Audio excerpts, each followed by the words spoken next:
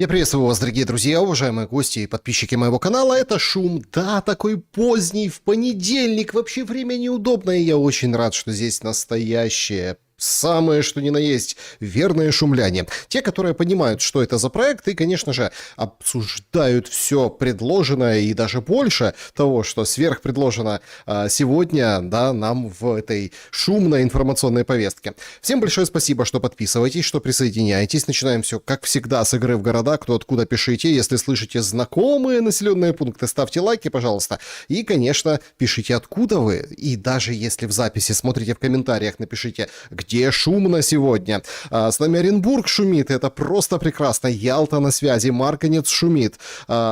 Неимоверно, просто это запись, простите, кто-то пишет. Нет, это не запись, это прямой эфир, все как есть.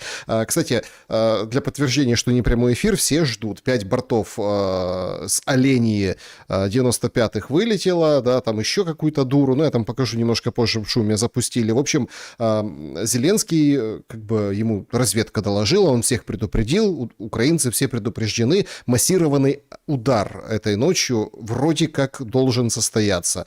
Борты вылетели, выстрелов еще, пусков не было, встретим, может быть, какую-то часть из этого в прямом эфире. Это так, чтобы все понимали, что это все вживую. Сегодня вот уже понедельник, у кого-то вторник, только-только начинается. В общем, как я и сказал, начало рабочей недели, а тут вот не до сна всем. Рим с шумом, Милан шумит, прекрасно, Хмельницкий, Украина, здравствуйте, Александр, здравствуйте, и вам тоже, Калуга шумит, Волгоград. Привет с Кубани, всем участникам, привет в Кубань. Петербург, всем привет, Славянск, большой привет и вам тоже, Богородск, Московская область, пошумим. Тамбов, привет из Беллинцоны. Спасибо вам большое за этот привет. С Коломорск шумит. Славутич на связи. Привет в Славутич. Днепр, хорошего эфира, Александр. Спасибо большое. Иршава, 2-3 тижні. Киев на связи. Сормова слушает. Орел, Литва здесь. Александров, Васильков. Турин, Польша. Тарун, наверное, Польша. Турин — это не Польша. Привет из Петергофа. Привет, Петергоф. Рим, да, было. Каменец-Подольский. Друзья, пишите, откуда вы. Калининград, Смоленск, Висбаден здесь. Бухара шумит. Оренбург, шумно. Варшава, Армянск тоже на связи. Пермь, Урал, Брянск, Питер приветствует. Карибы шумят. Ох, как шумно. Друзья, пока шумите, пока пишите, откуда вы, проголосуйте в опросе. Украину ожидает мир через. Варианты ответов. Силу, ложь, или там через голову, или кто-то говорит труп, в общем, через Зеленского, то есть Зеленского не станет, будет мир, или Путина не станет, будет мир. Мир через, имеется в виду переступить через кого-то, не из-за кого-то, а переступить через кого-то. Сегодня в очередной раз уже там у нас публикуют в СМИ материалы, вот в 27-м году нас, в общем... Если Путин доживет, до 27 года будет война, вот таким почву, знаете, у нас в средствах массовой информации. Поэтому вот такой вопрос. Сила, ложь, Зеленский, Путин. Мир через, да, через что? Всем привет, Нидерланды. Александров, ох и ударение, шумно в Ютландии. Пьемонт, спасибо большое, Тверь, Швальбах, так, всем добра, и Одесса с вами, и это здорово, что Одесса тоже с нами, Ашкелон, Израиль шумит, прекрасно, спасибо большое, Бухарест на связи, очень рад, друзья, всем большое спасибо, самолеты направляйте на Лондон, да, Финляндия, Германия на связи, Рязань с нами, Афины с вами всегда, Ингушетия за шум, спасибо, друзья, спасибо за то, что ставите лайки. Можно переголосовать? Наверное, нет. Да? Наверное, нет. Я так понимаю, что все через Путина имели в виду, что вот Путин решит и будет. Нет, именно через, то есть переступая через кого-то. Флорида, Черноморск, привет, северо-запад Англии, Уайтхейвен, Лимерик, hello, Бремен, привет, Борнео, шумно в эфире, да, уж шумно, привет из Крыма, Дагестан с вами, спасибо большое, привет из Матрицы, и Николаев, тоже большой привет. Друзья, всем большое спасибо, что играете в шум. Понимаю, время позднее, поэтому по сути и к делу. Конечно, топ сегодняшнего дня и вообще, наверное, последних дней, это стало, конечно, отползание Трампа. Это тема еще та, это тема, которая вот по-настоящему взбудоражила всех. В Белом доме написали: «Мир через силу — это путь Америки», ну или правильно там «американский путь». И действительно, вот силу применили, всех победили. Ух, как классно! Предваряя вот этот весь балаган, который сегодня устроили и с фондовыми рынками, и без фондовых рынков, и сейчас пойдем разберем, что пресса говорила. Очень интересно, пару дней назад сэр Ричард Широв сказал, это зам экс-командующего войск НАТО в свое время, короче, старый такой, тертый вояка натовский. Вот он что говорит. Трамп стоит перед двумя вариантами. Либо идти ва-банк, наращивать эскалацию и начать операцию по свержению режима. Но это невозможно без колоссальной наземной армии, идущей на Тегеран, что, на мой взгляд, немыслимо. Другой вариант. Трамп заявляет о победе и выходит из этого. Но это никого не обманет. В таком случае он будет унижен. При всех разговорах о завершении этой войны, с каждым днем она ощущается как все более обостряющаяся. Джо Инвуд, BBC News. Вот так вот. Более обостряющаяся война. Все ощущают, что что-то должно произойти. И что-то таки реально намечается. Все больше и больше стягивается войск в эти минуты. И движутся морпехи. И, конечно, заправщики над Израилем. Все как бы насыщается, все, вот сейчас должно выстрелить. А тут Трамп выходит, говорит, провел обалденные переговоры. Ультиматум 48 часов я дал, 24 прошло. И, в общем-то, мы там завтра должны были бомбить, а тут мы связались с Ираном, и такие классные переговоры, вообще идеальные просто переговоры. Поэтому бомбить не буду, 5 дней даю. 5, вот так вот, забирайте с барского плеча. Итак, завтра утром по их времени мы собирались взорвать их крупнейшие электростанции, на строительство которых ушло более 10 миллиардов долларов. Очень серьезные объекты. Денег там не жалели. И один удар, и все рушится. Зачем им это? Поэтому они позвонили. Не я, они. Они хотят заключить сделку. И мы тоже готовы ее заключить. Но это должна быть хорошая сделка. И в ней должно быть никаких больше войн, никаких ядерных вооружений. У них больше не будет ядерного оружия. Они на это соглашаются. Без этого никакой сделки не будет. Вообще это, конечно, какой-то цирк. Значит, изначально, да, то есть война вот эта и претензии к Ирану были за право иметь ядерное оружие. На самом деле Иран и на переговорах тех, вот того еще состава, которые поперебивали, понимаете, вот эти американцы и израильтяне, соглашались, говорили, да, окей, у нас не будет ядерного оружия, будем развивать свою мирную ядерную энергетику, в общем-то, и все, и хорошо. Но уже нет, уже там один только министр иностранных дел остался из того состава. И вот сейчас нам Трамп говорит, победа, не будет у них ядерного оружия. Так и не было. Так а в чем же смысл, в чем подноготное, что это такое? Видите, как говорит, не я позвонил, они мне позвонили. Ну и на фоне этого сообщения, что 5 дней, ничего себе, падает, рушится нефть. Вот так и пишут все СМИ. Рушится нефть. А потом, собственно, да, скажем так, вот нефтяная история обрастает вообще новыми подробностями, потому что в этот же день, это, кстати, материал «Украинская правда», значит, у Трампа посчитали, сколько Россия заработает из-за ослабления санкций. Тут такой очень интересный материал. Министр финансов Бессент заявляет, что ослабленный режим санкций против России — это вообще ерунда какую-то. 2 миллиарда долларов принесет прибыли вообще просто. Пху, сущие копейки. Значит, суть в том, что лучше. Получит ли Россия больше денег, если нефть стоит 150? Они, конечно, получат 70% от этого. Это 105%. Если нефть останется ниже 100 долларов. Короче, он включил математику и сказал, что, в общем, это послабление санкций фактически для ослабления России, потому что так бы цена была 150, они бы заработали больше, а так вот видите, но нефть еще больше упала. Все, Эльдорадо, более того, сам Трамп выходит вот там возле аэропорта у самолетика, говорит, что вы переживаете, нефть упадет камнем вниз, все упадет. Но не тут-то было. Иран начал запускать, причем сначала неофициальное, а потом официальное сообщение о том, что, ребята, нет, С нами никто не говорил. Мы с вами не разговаривали. Мы не... Более того, это вы показали слабость. Это мы... Все же утро сегодня.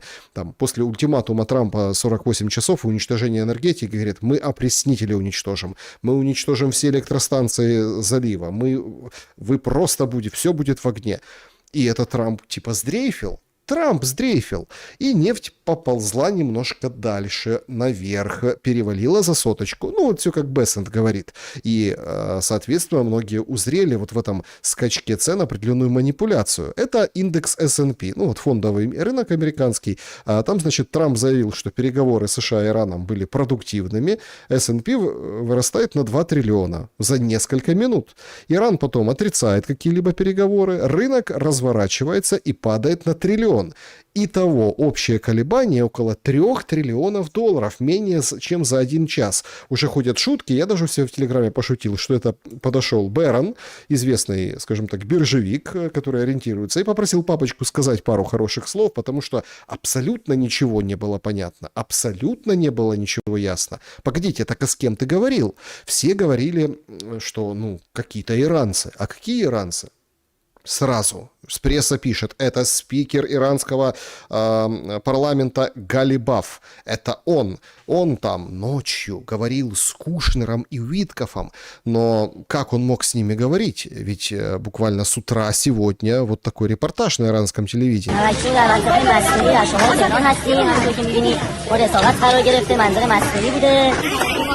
Что за репортаж? Чтобы было понятно, это одна из дом, где есть одна из конспиративных квартир этого спикера, то есть Израиль по нему сегодня утром конкретно по тому адресу, где он должен располагаться, был лупил. Более того, утром, а это утренняя информация вообще, что это как бы убили этого Галибафа, но потом, правда, не убили, он вышел и сказал, так, товарищи, расходимся, со мной никто не говорил, Трамп лжет. Все очень на тоненькую, нужно как-то спасать лицо.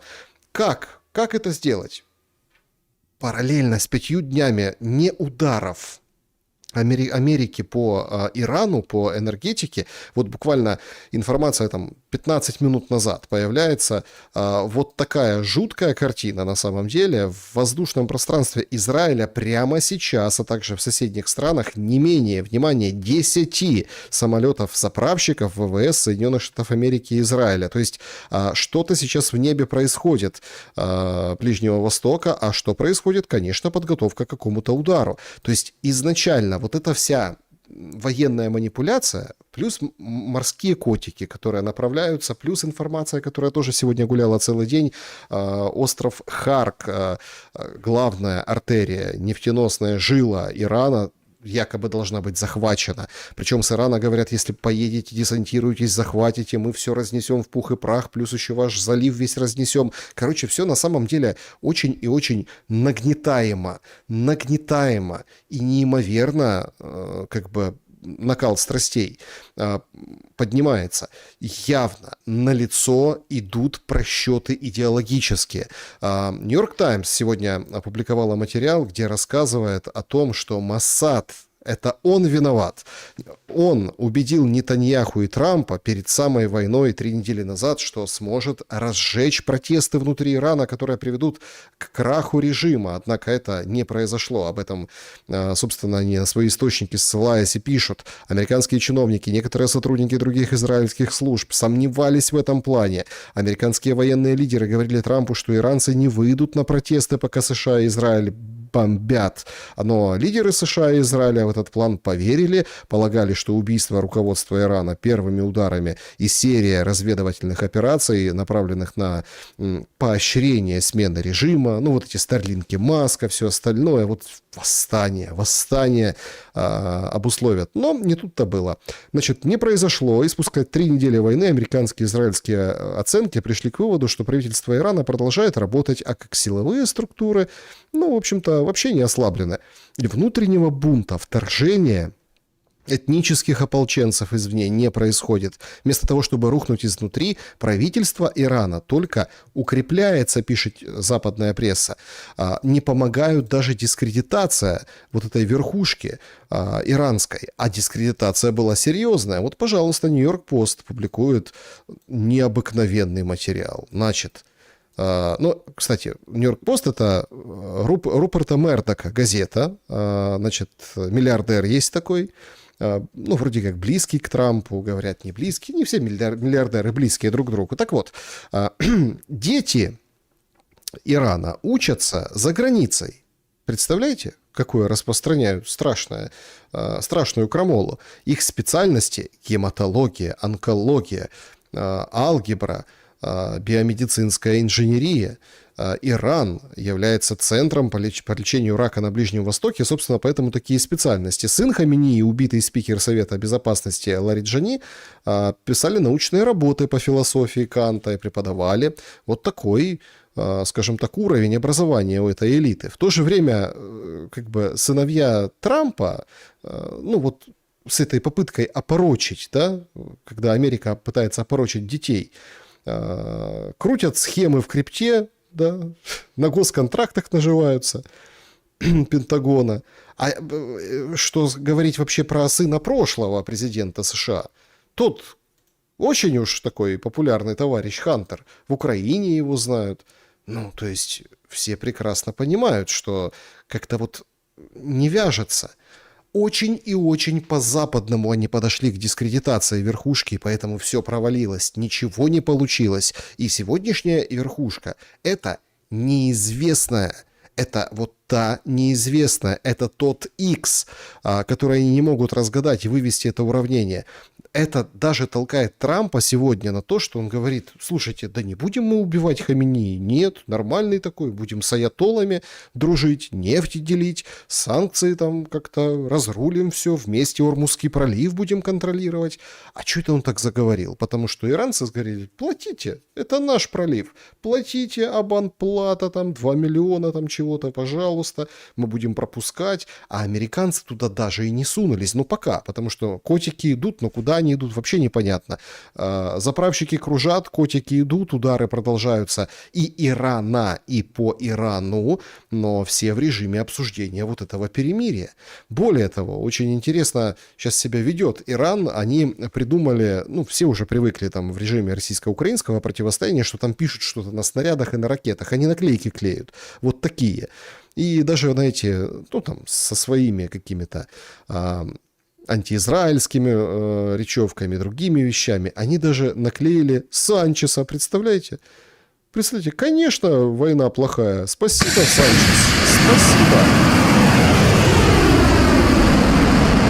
Ну и запустили эту дуру, понимаете? Вот так вот они себя, в принципе, и ведут. И надписи на этих ракетах совершенно разные. Вот, например, надпись F-35 «Невидимка». Вряд ли невидимка, только я. Типа как бы в шутку ксировцы пишут на своем, скажем так, языке, на фарси вот эти сообщения. Есть и вот такие мемчики, да? Вот такие. Help me открыть Ормузский пролив. То есть с чувством юмора. Это все как-то не выглядит натужно, несмотря на вот эти мощнейшие удары, которые пережил Иран.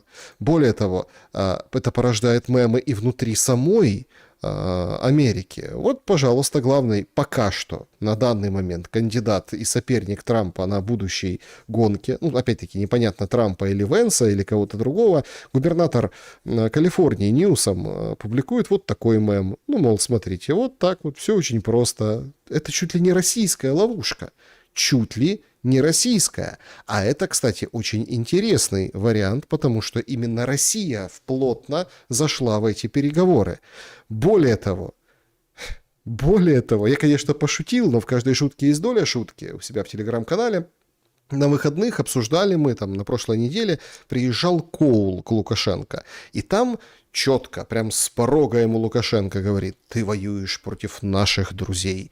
Давай я дам тебе пару советов, а ты Трампу передашь, как себя вести, и Трамп, возможно, что-то поменяет в своей стратегии, так это вообще как бы советы Лукашенко вполне себе могли быть. Тем более, что сегодня Financial Times опубликовала материал, где Лукашенко прям чуть ли не готовится быть приглашенным в Белый дом. Поэтому вполне себе белорусский след в этих решениях вполне себе может угадываться. Ну, опять-таки, это только версия. Понятное дело, что это не может быть прям четко. Это, как Лукашенко сказал, так он и сделал. Лавров сегодня с Аркачи, с министром иностранных дел, созвонился Ирана, да, то есть сегодня они обсуждали. Конечно, сказали, никаких ударов по электростанциям, немедленное прекращение огня, пускай это дипломатическими средствами все.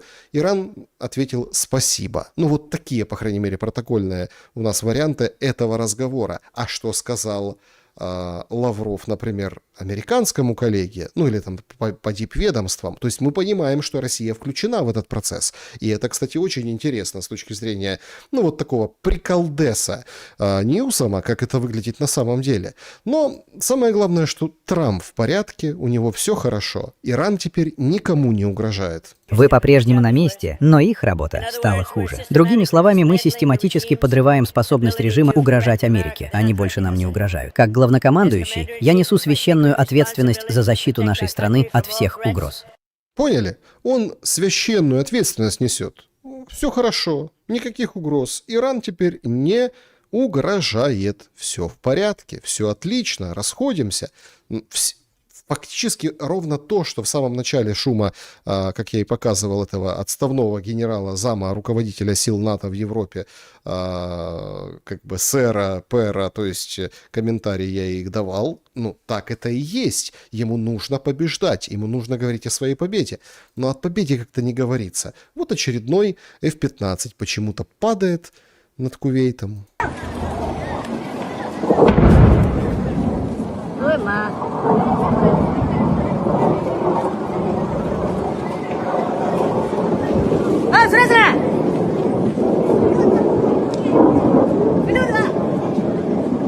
Да, это F-15 летит, потом падает, озимь, взрывается. Ну, в общем, ужас, что происходит. Кстати, по поводу этого уже гуляют очень интересные разного рода домыслы, что вполне себе у кувейцев там, скажем так, в армии много шиитов. Много шиитов. Сегодня, кстати, проходила информация, что Ирак запустил по сирийским американским базам какие-то ракеты, а там тоже как бы шииты. То есть внутри, переступая за черту 3 недель, начались очень такие необратимые процессы. То есть все посмотрели, что такое Америка, все посмотрели, что такое самый мощный удар, все посмотрели, как Иран может этому противостоять, ну и как бы начинают парадоксально включаться не к самому сильному гегемону планеты, а к Ирану, который выстоял. Более того, он сейчас диктует условия, а с кем встречаться, а с кем говорить. Внезапно, это, кстати, показательно, вот Барак Ревит этот пишет из Axios, журналист, вступает в переговорный процесс. Венс, по словам источника, знакомого с ситуацией, вице-президент США Венс сегодня говорит по телефону с Нетаньяху и обсуждает с ним попытку начать переговоры между США и Ираном. Источник отмечает, что Венс и Нетаньяху обсудили составленное возможное соглашение о прекращении войны с Ираном. Выходит Нетаньяху, и сегодня он прям как шелковый говорит: слушайте, это признак нашего успеха, это признак нашей победы, мы молодцы, мы красавцы, ух, какой молодец Трамп, мы все молодцы. Трампа, точнее, не Трампа, а Нетаньяху как подменили. Ну, Трампа подменили там по 2 раза на день, поэтому тут не суть, не оговорка. То есть Нетаньяху как подменили. И все как бы смотрят и думают: подожди, так а что, все неужели идет, так сказать, по этому курсу? Плюс внутри в Соединенных Штатах Америки такие достаточно неприятные эпизоды, и внутри теряется рейтинг. Ну вот, например, жуткая история в Нью-Йорке сегодня. Если не видно, ну, в общем, это с камер наблюдения. Самолет.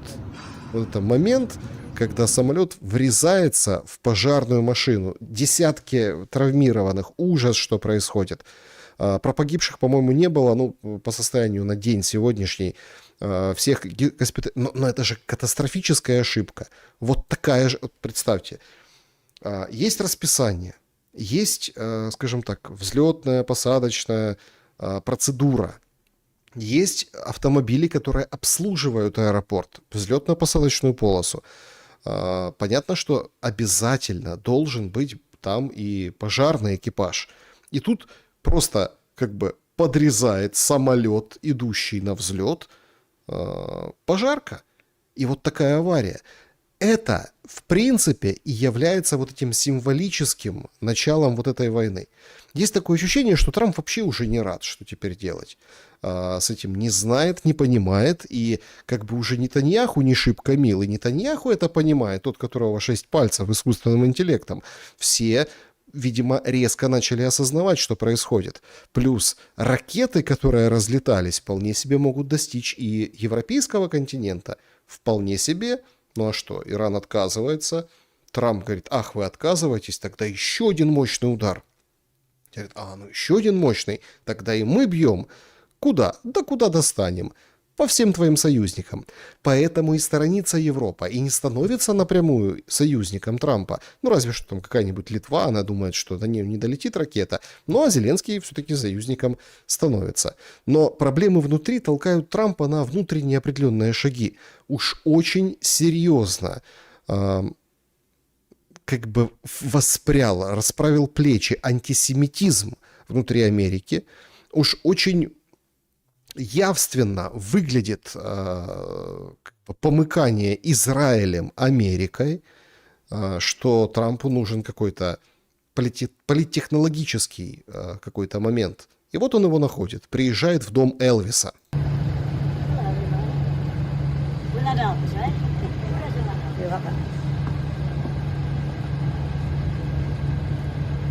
Значит, приехал, заходит в дом. О, привет, Элвис, все классно. Да, все знают Элвиса, конечно. Ну, там встречают музейные эти работники. Это, ну, как реально музей, дом Элвиса. Смотрите, как круто, замечательно. Общаются с ним, ручкается. Ну, там же, как бы, книга для посещений, можно там чего-то написать. Он подошел, со всеми встретился, его... Ему нужен этот пиар. Ему нужно то, что его опять проявит как американца. Не коалицию Эпштейна, не каких-то там лоббистов. И вот он, в принципе, там и общается с ними. Да, что? А дальше вообще просто умопомрачительное рассуждение.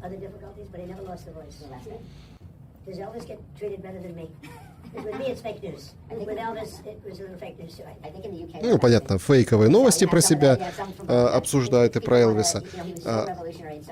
Ему там что отвечают эти как бы держатели этого музея. Все очень чинно, благородно, но видно, что натянуто.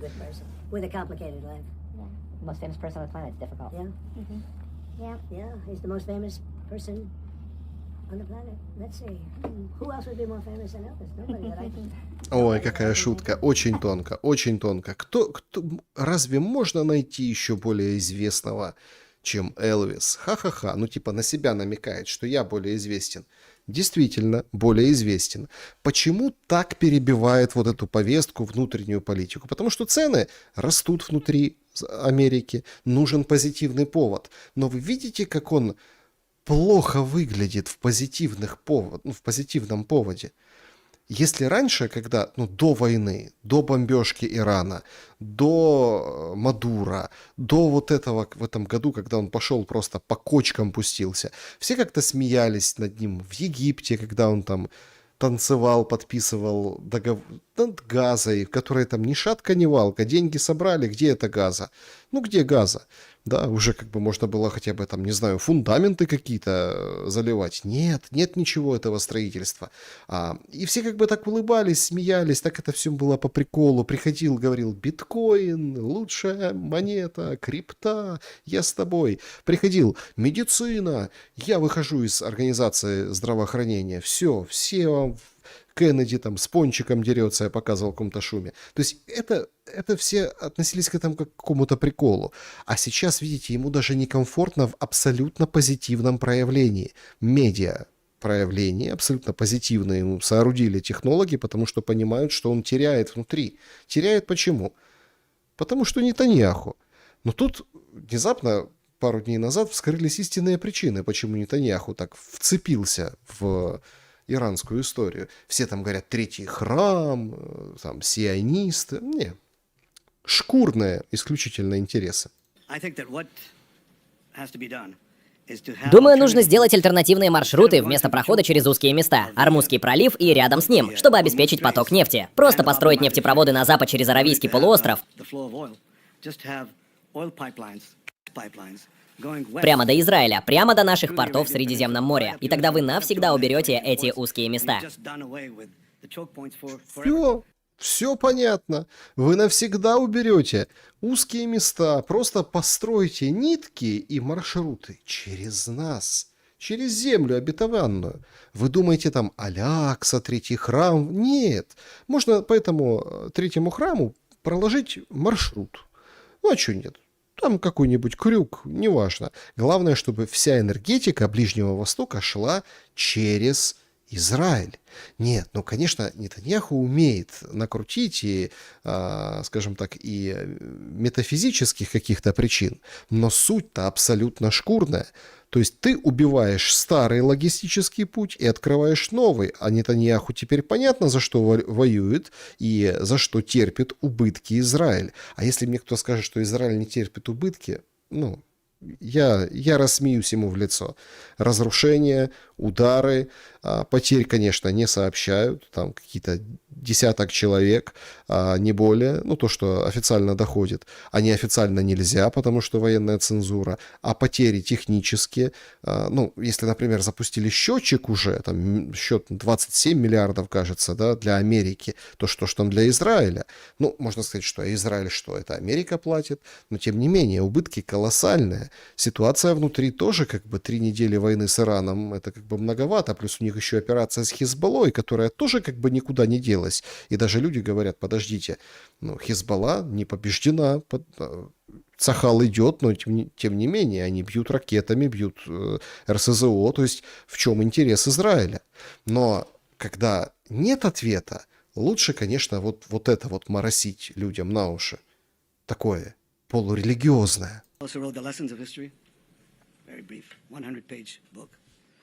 In which he said, well, history proves that, unfortunately, Уроки истории. Очень краткая книга на 100 страниц. Вы сказали, история это доказывает. К сожалению, Христос не имеет преимущества перед книгой Бытия. Потому что если ты достаточно силен, достаточно жесток, достаточно могущественен, зло побеждает добро. Агрессия побеждает умеренность. Значит, выбора нет. Если смотреть на мир сегодня, нужно быть слепым, чтобы не видеть. Демократии во главе с США должны заново проявить волю, защищаться и противостоять врагам, пока есть время, пока тревожный звон опасности не разбудил их слишком поздно. Вот где мы сейчас. То, что люди этого не видят, то, что многие СМИ гонятся за фейками и близорукостью и не понимают жесткий этап исторической борьбы, в которой мы сейчас находимся, не отменяет этих истин. Ну так вот, ничего не отменяет, понимаете? Иисус Христос, ты должен быть сильный, мощный, вот как Трамп, вот это все. Чингисхан вообще самый главный. А что там это христианство, что там этот Иисус? Вообще, конечно, эти нарративы уже оскандалились внутри Америки, и это составляет серьезную проблему для Трампа. Нарративы, только вдумайтесь, внутри Америки, вот, например, послица или представительница посольства Израиля в Соединенных Штатах, начинается кампания по отлову тех, кто рот смеет открывать в сторону евреев. Если вы нацеливаетесь на еврейских студентов, ваши действия не исчезнут в темноте. Мы осветим вас, прольем свет на вас. И благодаря Google и SEO это будет следовать за вами всю жизнь. Когда вы ищете работу, когда ищете супруга, няню, что угодно. Наша работа всегда будет задокументирована. Опять же, благодаря Google, SEO и компаниям, где лидеры DEI очерняли Израиль и оправдывали Хамас, мы оказывали давление на CEO. Некоторые ушли сами, многие были уволены.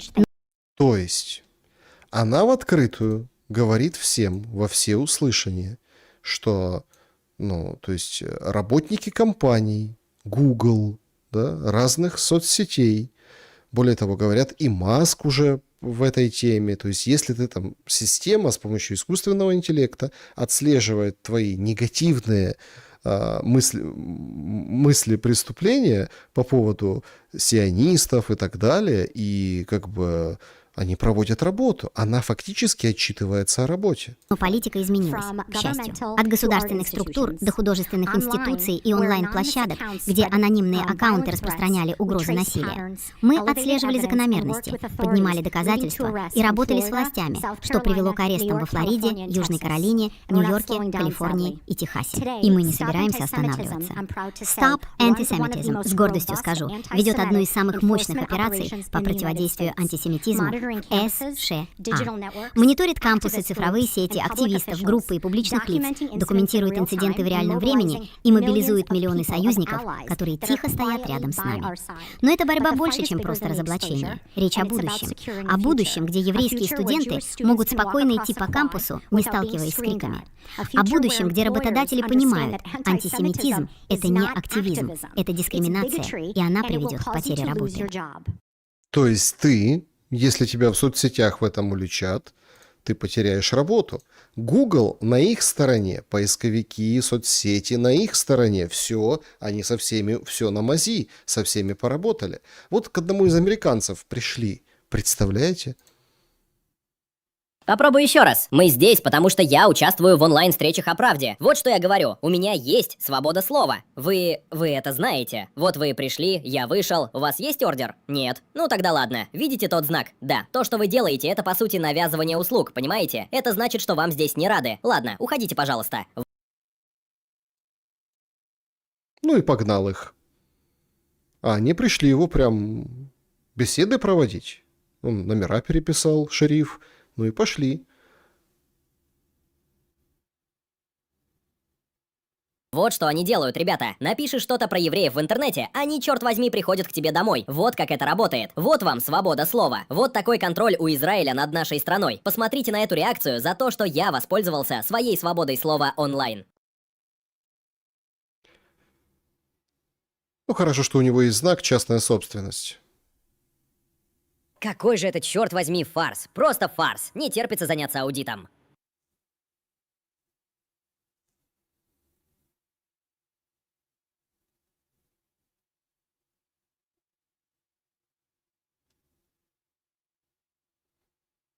Ну что, ребята, пока-пока. Там знак «Не беспокоить, не предлагать услуги». Как вы думаете, что они делают? У них нет ордера. Такой знак не дает вам права заходить на мою частную территорию.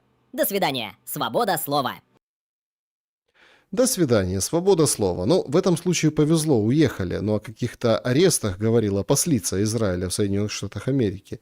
Так они тоже есть, потому что это целая программа, и искусственный интеллект в этом помогает. Within these pillars, protect, advocate, educate, we are innovating. We are trying new ways to have an impact in the fight against anti-Semitism.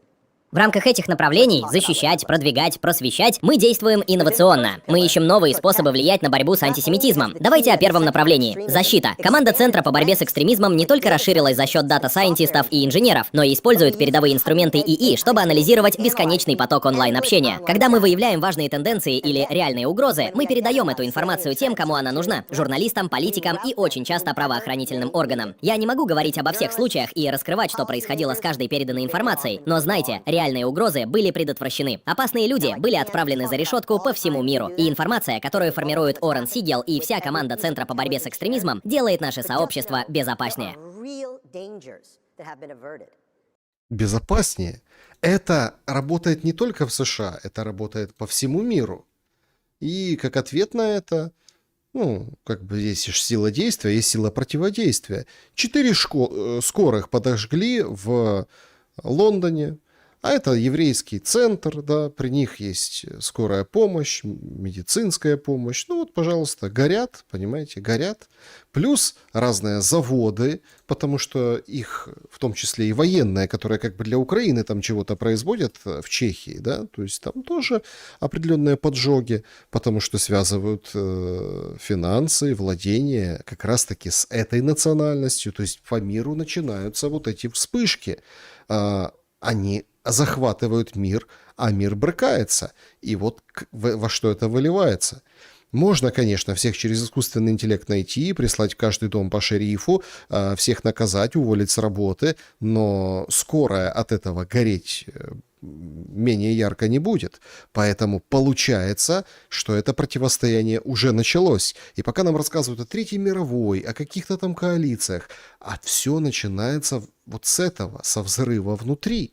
И это очень опасные звоночки, которые, кстати, сами же вот эти технологические гиганты, монстры, вместе с Илоном Маском, с Google, со всеми остальными, они как бы и продуцируют. Ну и, конечно, еще небеса дают ответ. Вот в Дубае, например, Аллах ополчился на Дубай и послал наводнение. То есть, представляете, помимо всех этих бед, которые переживает последнее время, собственно, Дубай, тут еще есть вот и наводнение. Заливает улицы, машины как бы плавают. Это вообще нетипично для этой местности, как вы понимаете. Дожди, льет все, как из ведра.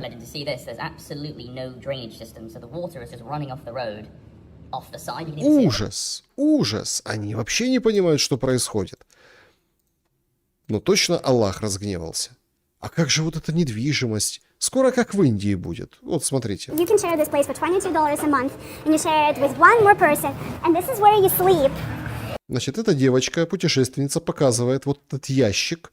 Вот эти выражения «сыграть в ящик». Вот этот ящик, это на двоих можно за $22 в месяц снять такие апартаменты. And each person has its own locker right here. And I know you guys not gonna believe it, but То two есть people. кто-то сверху, And this is an apartment for two people. апартаменты для двух людей, $22 в месяц, пожалуйста. Там сверху бельишко можно рассвесить. Вот, собственно, и весь отельный бизнес. Вот, собственно, и все.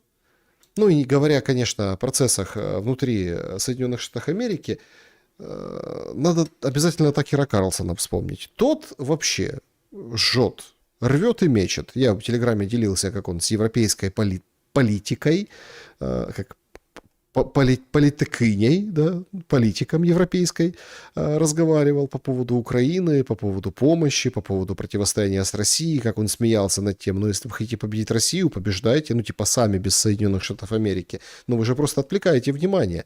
Точно так же он со своими там внутри миллиардерами говорит. Есть такой миллиардер Марк Кьюбан. Он родом из Украины, там у него корни украинские, он рассказывает, как надо помогать Украине, а сам, правда, не помогает. Позвольте задать вопрос. Как вы считаете, нужно ли отправлять деньги Украине? Вы это поддерживали? Слушайте, им это нужно. Честно, я не знаю. У меня нет четкого ответа. Можно привести аргументы и за, и против. У меня семья украинская, со стороны бабушки и дедушки, так что лично я считаю, помогать нужно. Но у меня нет исследования, чтобы вам точно ответить.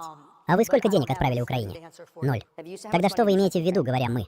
У вас же семья из Украины. Почему бы вам не отправить им $1 миллиард? Потому что я пытаюсь наладить здравоохранение. Почему бы вам не заняться их здравоохранением? Если вы считаете, что нужно помогать, почему бы не начать с себя? Давайте вы первый. Замечаю, что это никогда даже не рассматривается как вариант. Все говорят, надо помогать. Но это не благотворительность.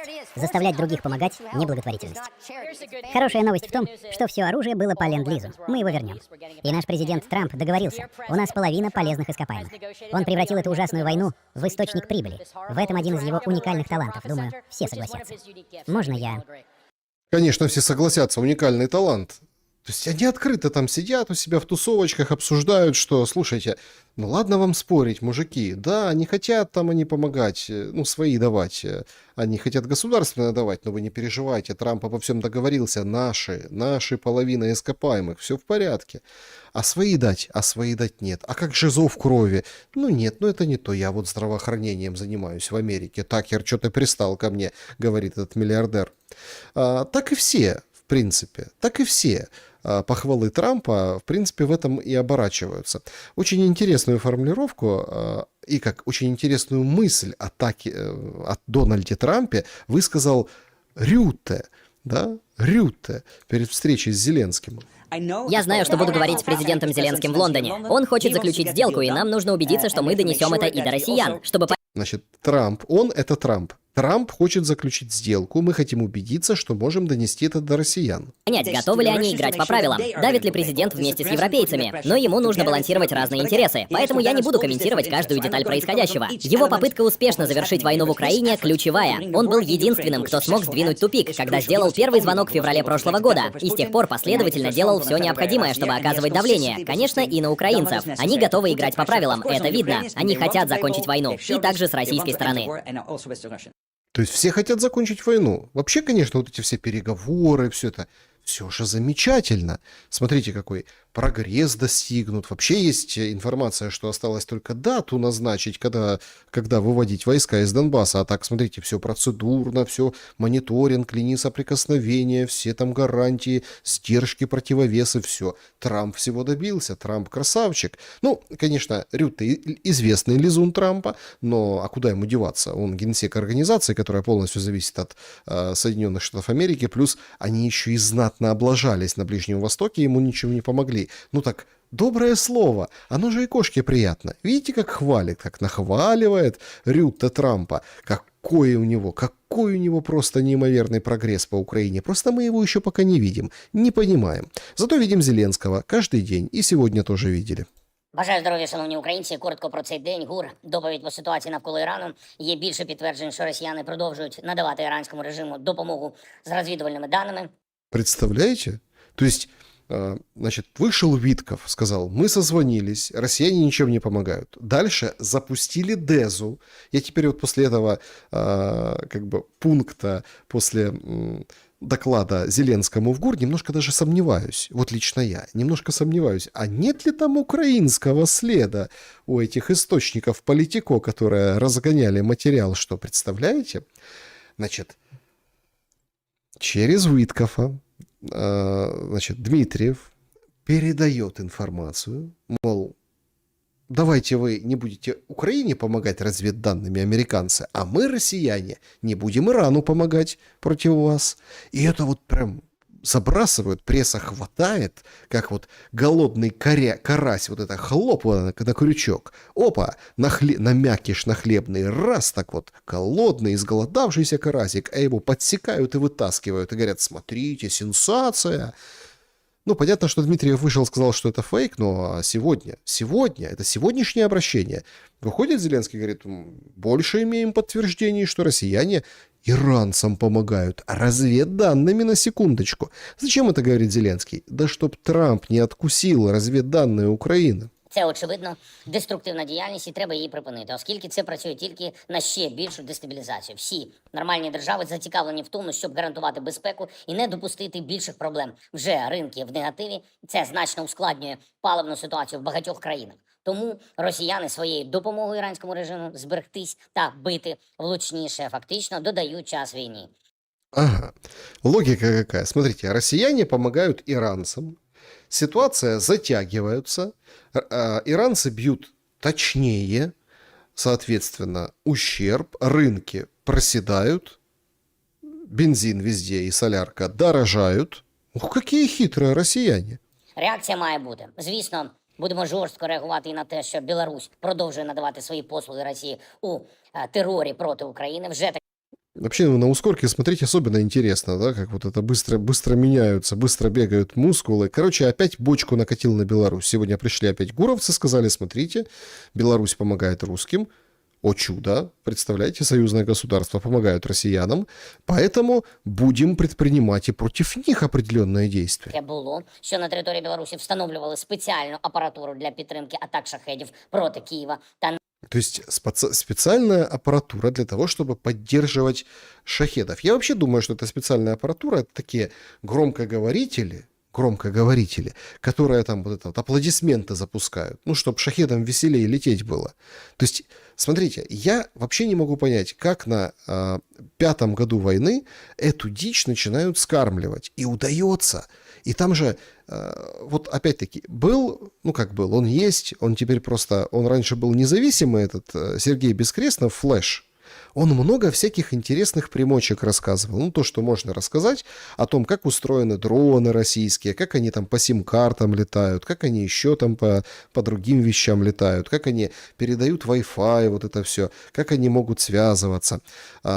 И правда, а когда вот перешел под Федорова советником, как-то вот у нас резко возникла Беларусь, которая какую-то аппаратуру у себя устанавливает. То есть до этого нам этот же советник, теперешний советник, раньше не советник, рассказывал, что они там придумают разные штуки. То есть вершиной, апогеем, это было присобачить Starlink туда, на дрон. Но и поэтому они просто ничего не смогли сделать, и поэтому отключили Старлинки и все. А тут затевается какая-то игра спецслужб, где на территории Беларуси какие-то наземные, ну, чтобы никто не видел, что там, помните, рассказывали пятиэтажки, там эти антенны, нет, а то какой-то наземный объект, и чтобы можно было по нему влупить, понимаете, влупить. Поэтому, собственно, к этому подводит Зеленский. Наших північних регіонів вздовж кордону Білорусі. Це тоді, на жаль, посилило російські удари, але ми діяли і ліквідували відповідні антени. Зараз від нашої розвідки ми маємо інформацію, що Росія збирається і надалі використовувати територію Білорусі та ще тимчасово окуповану територію. То есть они ликвидировали уже там на территории Беларуси эти антенны, а они опять ставят и ставят эти антенны. Ставят и ставят, представляете? України для будівництва наземних станцій управління безпілотниками дальньої дії. Відповіді на це будуть і будуть відчутні. Була сьогодні доповідь Служби безпеки України генерал-майора Хмари, передусім про нашу далекобійну активність проти російських нафтових гаманців. Я вдячний воїнам за влучність. Російська війна не повинна отримати додаткових ресурсів від геополітичної ситуації, таких кризових нафтових цін. Смотрите, а логика понятная. То есть, ух, россияне, негодяи, ух, эта страна-бензоколонка получает деньги, а тут же такой какой-то тяжелый период, и они еще больше денег. Нет, мы будем лупить по их нефтяным объектам. Так цена будет дороже. Так ты же действуешь сейчас как Иран. Как Иран. Причем это одно слово. Зеленский как Иран. Понимаете? Толкает цену вверх. То есть против Лукашенко. Это против Трампа. Цена, когда Америка вынуждена продавать иранскую нефть. Трамп вынужден выходить и говорить, там мы с аятоллами будем нормально нефтью подторговывать. Чего? Но цены на нефть мы стабилизируем в мире. А Зеленский лупит, создает дефицит искусственный. Ну это чтобы Россия, агрессор, деньги не зарабатывала. А на рынке что? І ніхто ж сказати йому нічого не може. Також Служба безпеки України має, як і завжди, хороші фронтові результати у знищенні окупанта. Постійно триває робота і проти агентурних мереж ворога. Зокрема, сьогодні була доповідь щодо ліквідації саме таких мереж російського впливу, які діяли через релігійні спільноти. Что ж там за религиозное сообщество? Что ж там за община религиозная? Представляете? Доклад Зеленскому на стол положили. 5-й год войны шел. Религиозное сообщество, общины, там приходы какие-то, там русские. Був на доповіді генерал-майор Олександр Поклад. Зокрема, вдалося попередити злочини на території нашої держави. Росіяни готували замахи, були відповідні затримання. Деталі зараз публічно говорити не можемо, але Не надо. я вдячний Службі безпеки України за цей захист наших людей. Говорили з міністром оборони Федоровим, визначили ключові речі на найближчий час, які потребують рішень. Ми будемо і надалі старатись масштабувати російські втрати. Потрібно достатньо дронів всіх типів та більш системні підходи до управління людьми в армії, щоб фронтові позиції були сильніші. Ще одне. Сьогодні детально говорили з прем'єр-міністром України Юлією Свириденко та керівником «Нафтогазу» Сергієм Корецьким щодо ситуації у нас в Україні з паливом. Урядовці, «Нафтогаз» та всі інституції мають працювати дуже тісно з учасниками паливного ринку, щоб постачання було без збоїв і щоб суспільство бачило чіткіше, які можливості державної підтримки є. Да, ну это кэшбэк вот этот, который ничего не покрывает, тем более с этим ростом цен сейчас. Это, конечно же, ну уже всех обрадовали, сказали, смотрите, дефицита топлива не будет. Ну цена, что мы поделаешь, какая разница, какая цена? Дорого, ну так везде дорого. Посмотрите, он сколько там, 2 с лишним евро платят в Нидерландах. Я вдячний і тим сусідам України, які надійністю співпраці з нами допомагають. А чё он так вот это в камеру, вот это, надійністю, співпрацю? Що ж там за сусіди такі? Допомагають пройти цей непростий період. Спільні дії та координація завжди допомагають. Дякую. І, будь ласка, сьогодні звертайте увагу на сигнали тривоги. Є інформація від розвідки, що росіяни можуть готувати масований удар. Это он соседям сказал, которым, ну, хорошие, есть, как это, есть хорошие украинцы, плохие украинцы, есть хорошие русские, плохие русские, есть у Зеленского хорошие соседи, а есть плохие соседи. Это он соседей хороших предупредил. Это кого, поляков, получается, или румын, кого? То есть предупредил кого-то, говорит, обращайте внимание, Удар будет. Відповідні наші розпорядження для ППО вже були. Бережіть, будь ласка, себе та Україну. Слава Україні! Да, берегите себя, Украину, слава Украине, все как положено.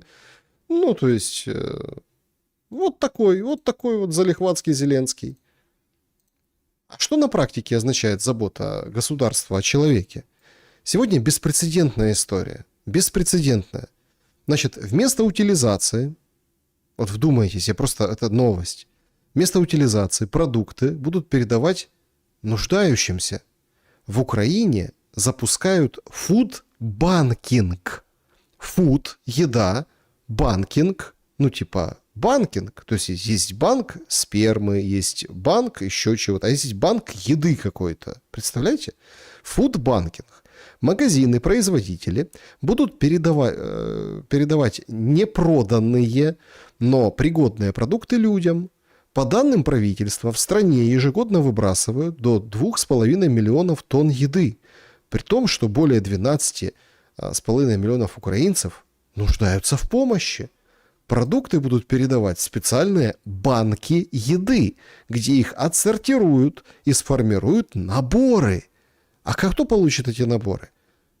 Переселенцы, пенсионеры и люди с инвалидностью. Представляете? Изменения в законодательство планируют подготовить в самые ближайшие месяцы. Вот это инициатива, вот это я понимаю страна.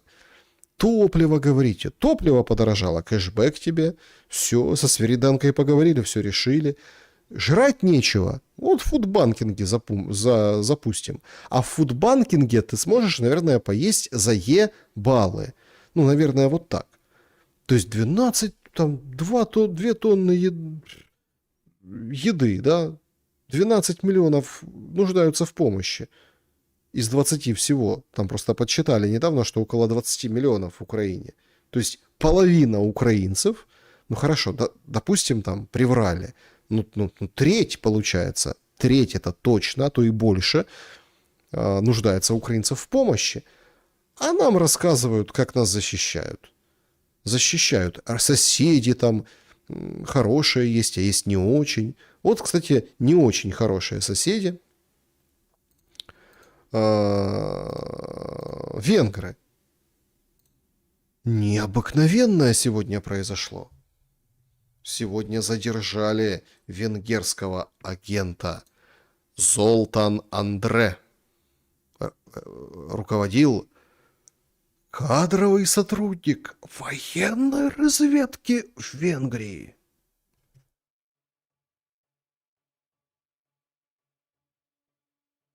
Смотрите, вербовал всех. Вербовал. А это он в Грузии. В Грузии тоже заслали его, представляете?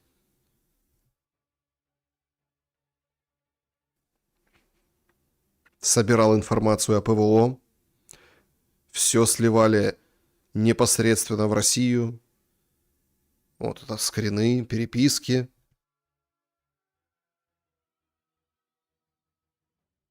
Делом заняты. Делом спецслужбы заняты. Правда, сегодня другие спецслужбы, ну вот с той стороны, сообщили, что Сиярта прослушивали, министр иностранных дел Венгрии. Это Орбан сообщил. Сиярта говорит, я в шоке.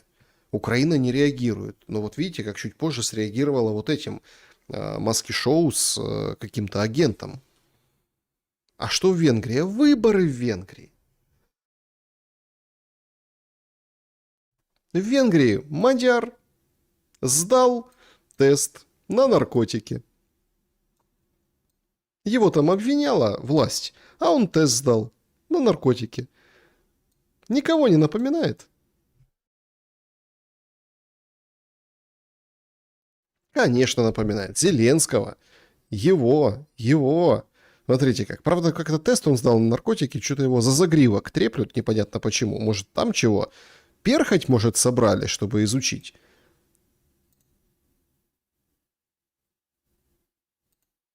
Ну и зрительница пишет очень интересное сообщение по этому поводу. Решил поделиться с вами, как бы немножко заранее, рубрики «Колобок, куда мы катимся». Вот что пишет уважаемая зрительница. Брюссель пытается убрать Орбана руками украинцев.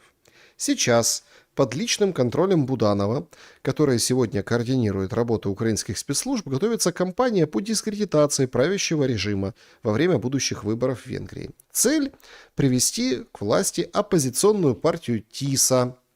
Вместе с Мадяром, вместе с оппозиционерами СБУ планировала серию провокаций, в которых, кроме венгерских противников режима, использовались бы украинские беженцы. Таким образом, офис президента надеется убить двух зайцев, заслужить лояльность Европы, устранив такого своенравного венгерского премьер-министра, и спровоцировать волну напряженности против украинских беженцев, что потом приведет к депортации и возвращению на родину. Представляете, какая многоходовочка? То есть задействовали беженцев, а потом депортация и все, на родину, в ВСУ. Никаких гарантий, что офису президента удастся подвинуть Орбана, не было с самого начала. А прокол СБУ, из-за которого Будапешт перехватил часть денег, которые были выделены на поддержку ТИСы, вообще свел эти шансы на успех к минимуму. Также есть все основания считать, что венгры очень разбираются в провокациях и сейчас усиливают превентивное давление на Банковую, которые уцепились за кейс с поставкой нефтью. При этом абсолютно очевидно, что в случае неудачи Брюссель в стороне, и Украина сама будет разгребать. А козлами отпущения в этой истории будут как раз-таки украинские беженцы, которые станут объектом травли и преследований в Восточной Европе. Конкретно в Польше, а там в 27 году снова-таки выборы. Выборы. Вот вам, пожалуйста. Это вот просто зрительница в колобке мне написала. Грамотно, поддерживаю. А чё, надо же как-то украинских беженцев использовать.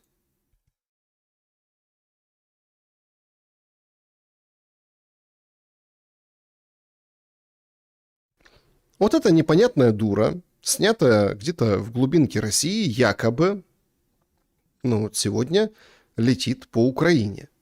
Значит, борты уже вылетели отовсюду. Судя по всему, сегодня в 3:30 по киевскому времени должен быть удар. И, как сообщают мониторинговые паблики, 3:30, 4:30, это с Каспийского моря. Если Ту-95 и Ту-60, то там в 2 часа ночи, где-то с 2 часов ночи, возможно, полетят ракеты. Все, собственно, готовятся.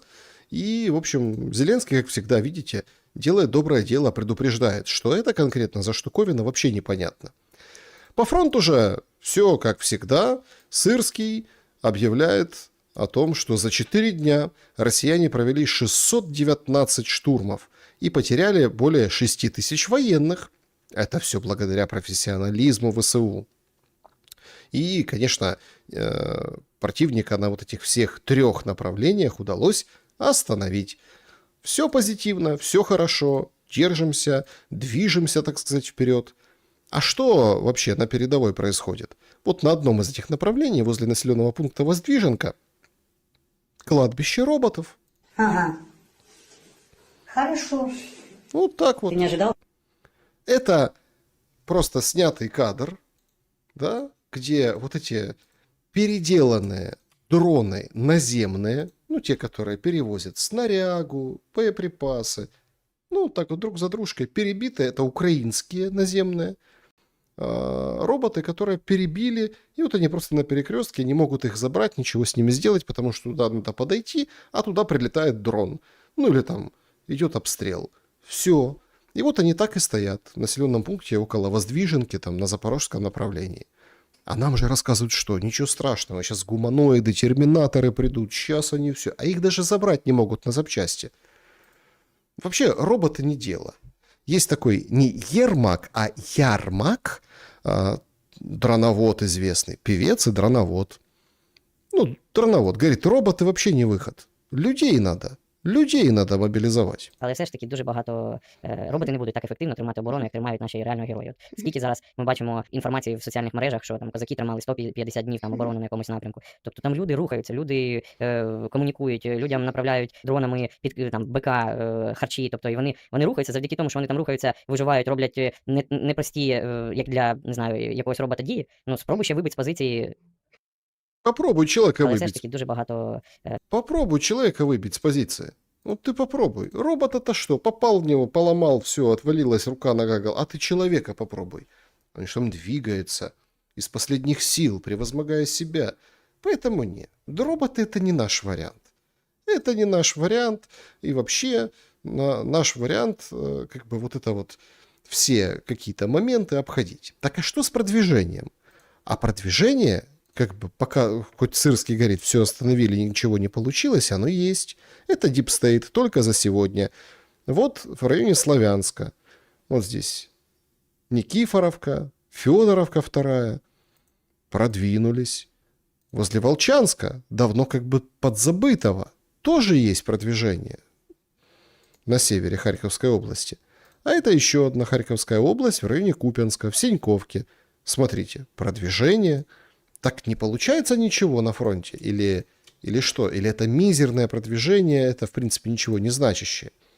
Военные нам в разных как бы каналах говорят, что вообще-то хорошо, что россияне наступают. Я вважаю і казав далі, що нам вигідно, щоб москалі наступали.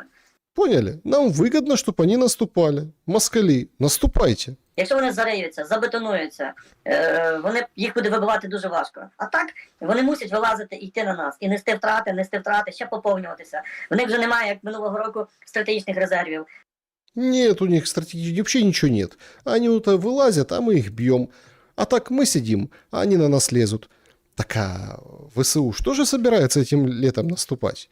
Другие есть более-менее вменяемые, хотя тоже такие специфические. Вот я вам показывал, как это в шуме штурмовика Филатова, командира одного из штурмовиков. Говорит, нет, вы что, не говорите, что у них там все плохо в России? Нельзя, грех это.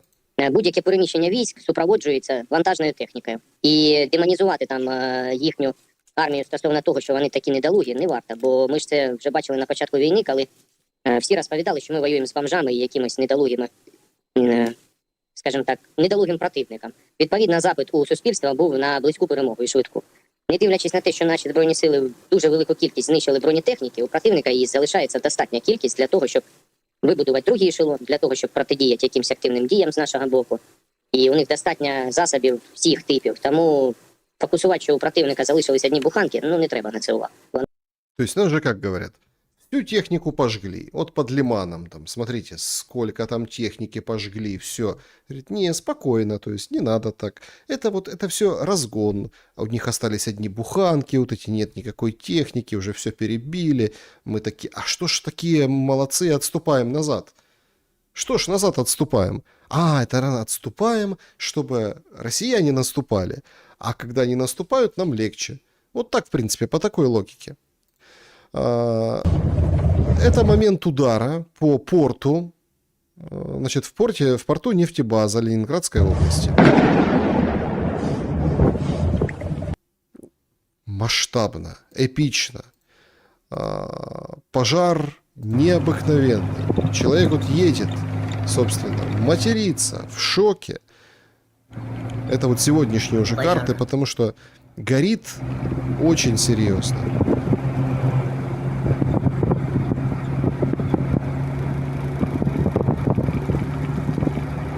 Картинка адская. Такого удара не было никогда. Спутниковые снимки сразу подъехали. Смотрите. Вот как там несколько терминалов с нефтью загорелись. Погасить невозможно. Будут очень долго гасить. Вот такой прям какой дым. Видно прям с космоса. Издалека. Победа. Все, как Зеленский говорил. Кошельки нефтяные бьем. Но спасает это от наступления на земле? Нет. Помогает, может быть, военным? Но тоже сложно. Что у нас в ближнем тылу? Вот Дружковка.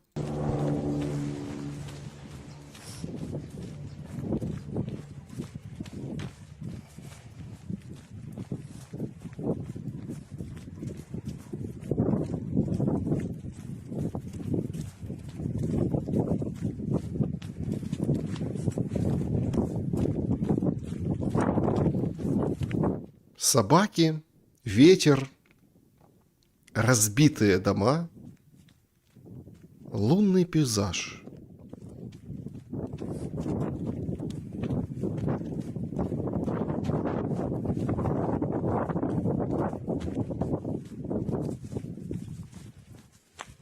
Апокалипсис прям.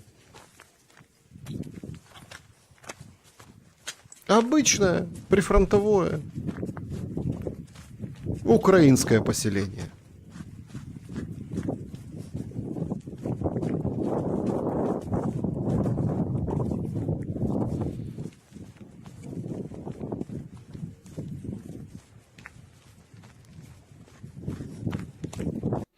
Вообще, когда говорят, вот Дружковка, это Украина, ну вот посмотрите. Посмотрите, Дружковская, она, пожалуйста. Вот вам настоящий апокалипсис. И там люди какие-то остаются. И они не хотят ехать дальше. В Славянске эвакуацию объявили пару дней назад, и там теперь эвакуация детей, а детей теперь принудительно эвакуируют. Приходят к семье с детьми и говорят, все, эвакуация, забираем ребенка. Или едьте вместе с семьей. И человек выбирает, ну как бы ребенка забирают по закону насильно. Понятно, что он поедет с ребенком. И вот тут начинается огромные проблемы. Говорит на украинском телевидении представительница омбудсмена, тот, который права человека должен защищать, Алтуніна.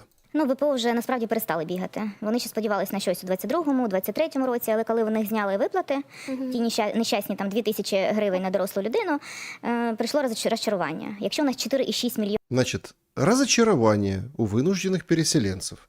Бегать они перестали, все уже, набегались. ВПО, то з них тільки 1 мільйон отримує допомогу від держави. Це 2000 або дитина, або людина з інвалідністю 3000 гривень. Це дуже мало.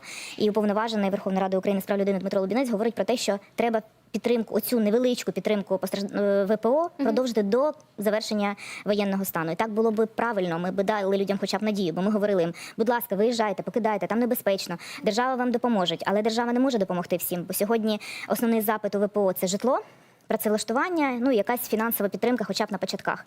Представляете? Ну, вот это вот, эти несчастные ВПОшники, что они хотят? Они хотят жилье, работу хотят, и деньги хотят, какую-то поддержку материальную. Слушайте, так много хотят эти ВПОшники. Але що отримують ВПО, коли вони виїжджають, люди, які виїжджають з прифронтових територій?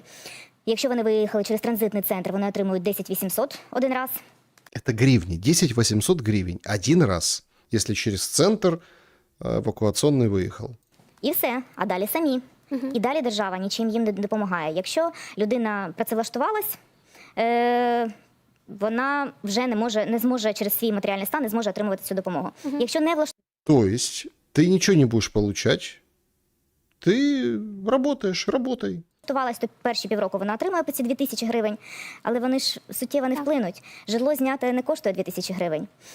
Щодо житла, сьогодні, ще раз повторю третій раз цифру, 4,6 мільйонів ВПО, із них тільки 80 тисяч мешкає в цих колективних центрах, місцях тимчасового поселення. Решта самі вирішують свої проблеми. Саме тому люди неохоче виїжджають, саме тому вони під небезпекою постійною, під обстрілами, особливо там Харківщина, Донеччина. Це ми бачимо, люди не хочуть виїжджати, бо нема куди. І це велика проблема на сьогодні. Під час ефірів Ірану Клаєв і ефірів моїх колег кожного дня ми говоримо з представниками прифронтових громад, прифронтових областей. І кожен раз ми перепитуємо, чи є ось ці прикрі випадки, коли люди обирають для себе все ж повертатись навіть на ті території, які фактично під щільними обстрілами знаходяться, але бо там знайоме щось, бо там власне житло, бо там є криша над головою. Чи є якась офіційна статистика, наскільки дійсно ось таких випадків багато? Люди, які виїжджають і отримують довідку ВПО, вони вже з цією довідкою постійно, тому ми не бачимо, не розуміємо, як вони пересуваються всередині, але ми бачимо деякі цифри, які дає Мінсоц, десь в рік біля 500 тисяч мігрує всередині країни. Наприклад, там жили в одному місці, зрозуміли, що там десь в іншому місці є робота або дешевше житло, люди переїхали. Або, наприклад, там булінг дітей в школах ВПО, це дуже часта історія. Булінг дітей в школах ВПО. Частая история, представляете? Через це батьки переїжджають і в новій школі не показують. И родители должны переезжать. То есть травят ребенка в школе, издеваются, родители переезжают. Так только что же говорила, что ВПО уже не ездят, не бегают никуда. Вказують навіть, що це дитина ВПО. Ну, то есть вот так. Гораздо более подробный и более разговорчивый по этому поводу есть прям целый институт, он там изучение проблем вот этих переселенцев. Короче, бывший мэр, ну как бывший, наверное, настоящий, ну вроде как сняли там теперь военно-гражданская администрация, хотя, ну, Мариуполь, понятное дело, да, под российским контролем, но был такой Андрущенко, он сейчас активно все комментирует, и вот эту тему тоже прокомментировал. Страшные вещи говорит. Если вообще взять и сделать так, что можно поехать будет, ну вот просто можно, то есть выбрать какой-то там 1-2 пункта, 3 на всей этой линии фронта, где там в каком-то радиусе не стреляют, и обустроить там какой-то пункт, ну типа, чтобы можно было оттуда приехать, официально там с проверками совсем на свете, оттуда сюда, или отсюда туда, ну то есть с Украины туда, с России обратно, то не поверите, в сухую был бы разгром. Я скажу страшну річ. Достатньо сказати, що не буде фільтрації або вона буде спрощена, і ми побачимо десятки тисяч українців, які будуть повертатись на окуповані території. Тому що це для людей буде повернення додому. Тут є певні проблеми, які досі не вирішені. Ну, головна проблема з точки зору нашого уряду, з нашого військово-політичного керівництва, я маю на увазі, це не облаштування внутрішньопереміщених осіб. По-перше, по-друге, є питання і певні помилки, і наші, в першу чергу, щодо людей, які знаходяться в Європі в стані укриття. Просто я нагадаю, хто не знає, з березня 27-го року закінчується статус укриття, той, який є окремий для українців, був запроваджений, і Євросоюз має щось вирішувати з цим, і поки що немає рішення, розуміння, яке це рішення буде. А раз є така невідомість, та невідомість, вона передається і нашим українцям, зрозуміло, тому що ніхто не розуміє, що буде далі. То есть и внутри, и в этой Европе, ну, люди, конечно, выберут вернуться домой. Если только Россия ослабит фильтрацию, стадами, десятками тысяч поедут. Но Россия не ослабляет, наоборот, как бы обостряет эту фильтрацию. Там це можна засуджувати, можна обговорювати, як не крути. Там дом, і там він є. Да? Тобі є куди повертатися, і принаймні ти розумієш, що там є будинок, є де тобі жити. Це мова про тих, у кого є дійсно куди повертатись. І це страшна історія. Тобто оці всі помилки, окремо там... Не-не, страшная история не в том, что у людей есть дом. Страшно это, представляете, страшно же в том, что люди возвращаются на оккупированную территорию. Додаються знову, там звучать голоси, я чую, вкидаються в суспільство, що от чоловіків, які знаходяться за кордоном, їх треба повернути, мобілізувати і таке інше. Я розумію емоційно всіх українців, я не можу сказати нічого з цього приводу, знаходячись в Україні. Ну, я реально всіх розумію, питання справедливості, але є інше питання, що в тому випадку, якщо накрутити цю ситуацію, ці чоловіки опиняться на окупованих територіях. І... Да! Вот чем больше разгоняют, что мужиков из-за границы будут отлавливать через вот эти спецоперации в Венгрии, ну типа, да, выборы в 27 году в Польше, они же обкатывают. Они сейчас обкатывают, собьют Орбана. О, значит, мы можем играть. Сейчас потом с поляками такое сыграют. Ну типа, Урсула, ты кого хочешь? Кого ты хочешь, чтобы победил в Польше? Вот сейчас мы тебя организуем. Сейчас мы там что-то сделаем, там каких-то фермеров, там что-то придумаем. Легко. Мы тоже хотим играть. Мы хотим быть полезными. Мы отправляем своих 300 человек, дайте нам снаряды, а лучше самолеты. Но мы же отправили, мы полезные. Мы сейчас Орбана будем шатать. Помогите нам. Вот смотрите, прослушка установлена будет, спецслужбы там повоюют между собой. Представляете, какая Венгрия? Там вообще чуть ли не войну можно объявлять. Ну, войну это... Нет, мы играем тонко. Нам же нужно политически сбить. Вон, смотрите, как Зеленский сдал оппозиционер на наркотики тест. Вперед, класс. Супер просто. Урсула, где тебе еще нужно? Давай мы поможем, Урсула. Вон какие у нас матерые специалисты. Буданов, если что, отправит своих орлов, и все сразу станет на свои места. И вот чем больше стращать мужиков, что они из Европы их заберут служить, не продлять им документы или там, я не знаю, эти резервы, штрафовать их, что-то с ними. Они, конечно, развернутся и поедут туда, откуда они родом. Будут правдами-неправдами проходить фільтрацію і добиратися к собі домой. Цілком можливо, рано чи пізно вони опиняться як такові, бусифіковані з того боку і будуть воювати проти нас. Але поки там немає такого рівня мобілізації і таких підходів до мобілізації, які рано чи пізно, можливо, там стануть, але... Не, конечно, рано или поздно у них тоже там, но у них этого нет. Смотрите, рано или поздно. Мне так нравится это выражение здесь, типа, поздно. Вот объявит Россия вот такую мобилизацию с бусиками, с этими всеми, там, вот с этим ужасом.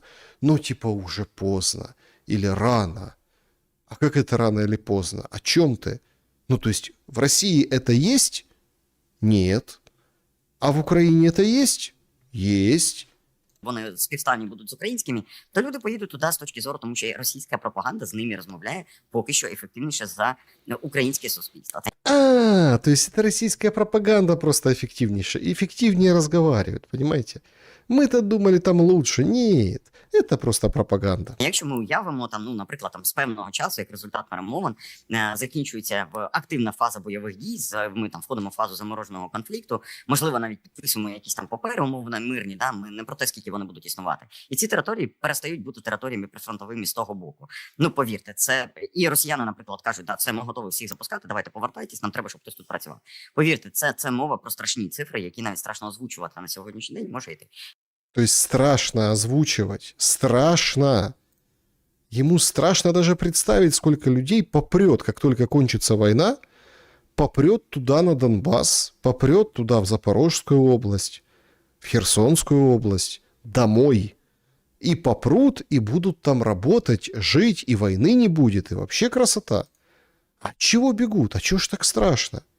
А вот это вот не страшно? Лица показываем. Одесса. Ресторан. Залетают оповещатели. Ну, короче, группа оповещения. И такие все бесцеремонно сразу на кухню к повару. Наверное, пересолил, наверное.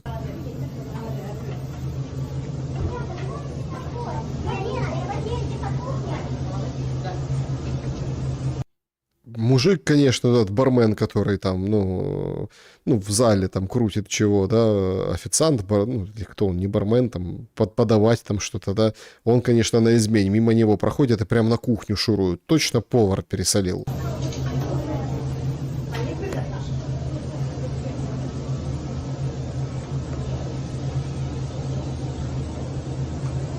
Ну, может, он думает, что ревизор пришел, знаете, к вам пришел ревизор.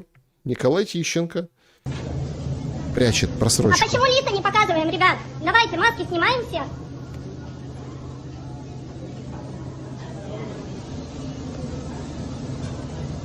Маски снимите, ваши документы, пожалуйста, покажите, кто вы такие.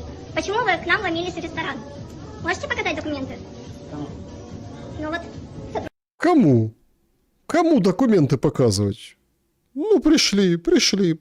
У нас на вынос. У нас заказ на вынос. Сотрудникам ресторана, кто вы такие, почему вы пришли? Покажите документы. На каком основании? Пожалуйста. Просто зашли на кухню, да? Да, просто зашли. У нас еда с собой. На частную территорию.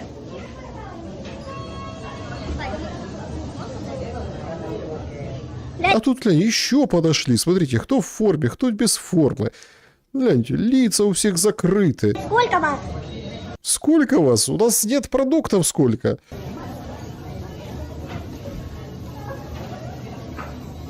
Ребят, документы, пожалуйста. Я не знаю. Нет, чего они завалились? Ну так, потому что так можно. Потому что им можно все. Ресторан, зал, кухня. Да какая разница? В сторону, женщина. У нас заказ. Нам с собой заверните, пожалуйста. Вот автомойка в Одессе, та же история. Хозяина скрутили, задули газом, потом разобрались, досмотрели отсрочка и смылись. Ну, он заходит, все. Там, у меня есть отсрочка, сейчас давай звонить. Какие-то причем по гражданке, то есть вообще не пойми кто.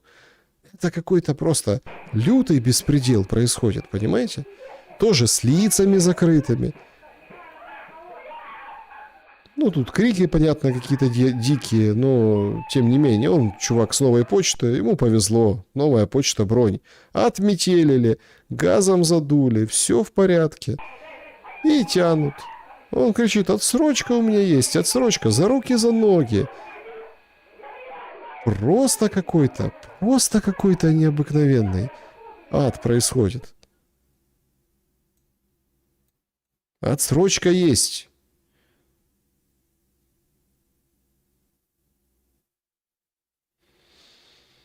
Ну, в общем, отстали от него потом, как рассказывают в местных пабликах. То есть абсолютный трэш происходит. Вот депутат от «Слуги народа» рассказывает, от чего это. Так они просто, надо ж как-то заработать, что ли. Типа реальна мета, мовляв, ТЦК, або бусифікаторів, скажімо так, ширше, да? Це просто трусити суспільство. Трусить суспільство. Трусить. Смотри, как он показывает. Его там недавно собака укусила. Видимо, еще 40 уколов в живот колят. Майка у него ВПО Украина, типа переселенцами занимается. И вот он рассказывает, говорит, трусить. Общество надо трусить. От страх навіювати на людей, щоб можна було бізнес робити, щоб бабки знімати з грошей, з людей, які там умовно з різних причин неспроможні служити воювати, або там не хочуть з якихось причин. Можна їх зняти капусту. Оце головна мета. А то там хтось там не дав гроші, хай йде туди і далі розбирається. Ну так вот. А видите, как он профессионально показывает? Профессионально. Я вот всегда думал, а что это за жест вот такой? Откуда он вообще-то? Понятно, какие-то рыночники, барыги, какие-то не... С 90-х жест. Как-то вот я как-то не привык вот это вот все. Мне вот больше, знаете, по душе, помните, там на 8 марта этот шлемоносец Гераскевич вот так вот поздравлял своих этих, типа, женщин. Это вот эти, подростки, да, вот эти вот сердечко, типа, вот так вот берешь, вот это вот, типа, сердечко, да, а он так вот встал вот так вот и поздравлять, типа, женщины. А я думаю, вот же, движение, вот.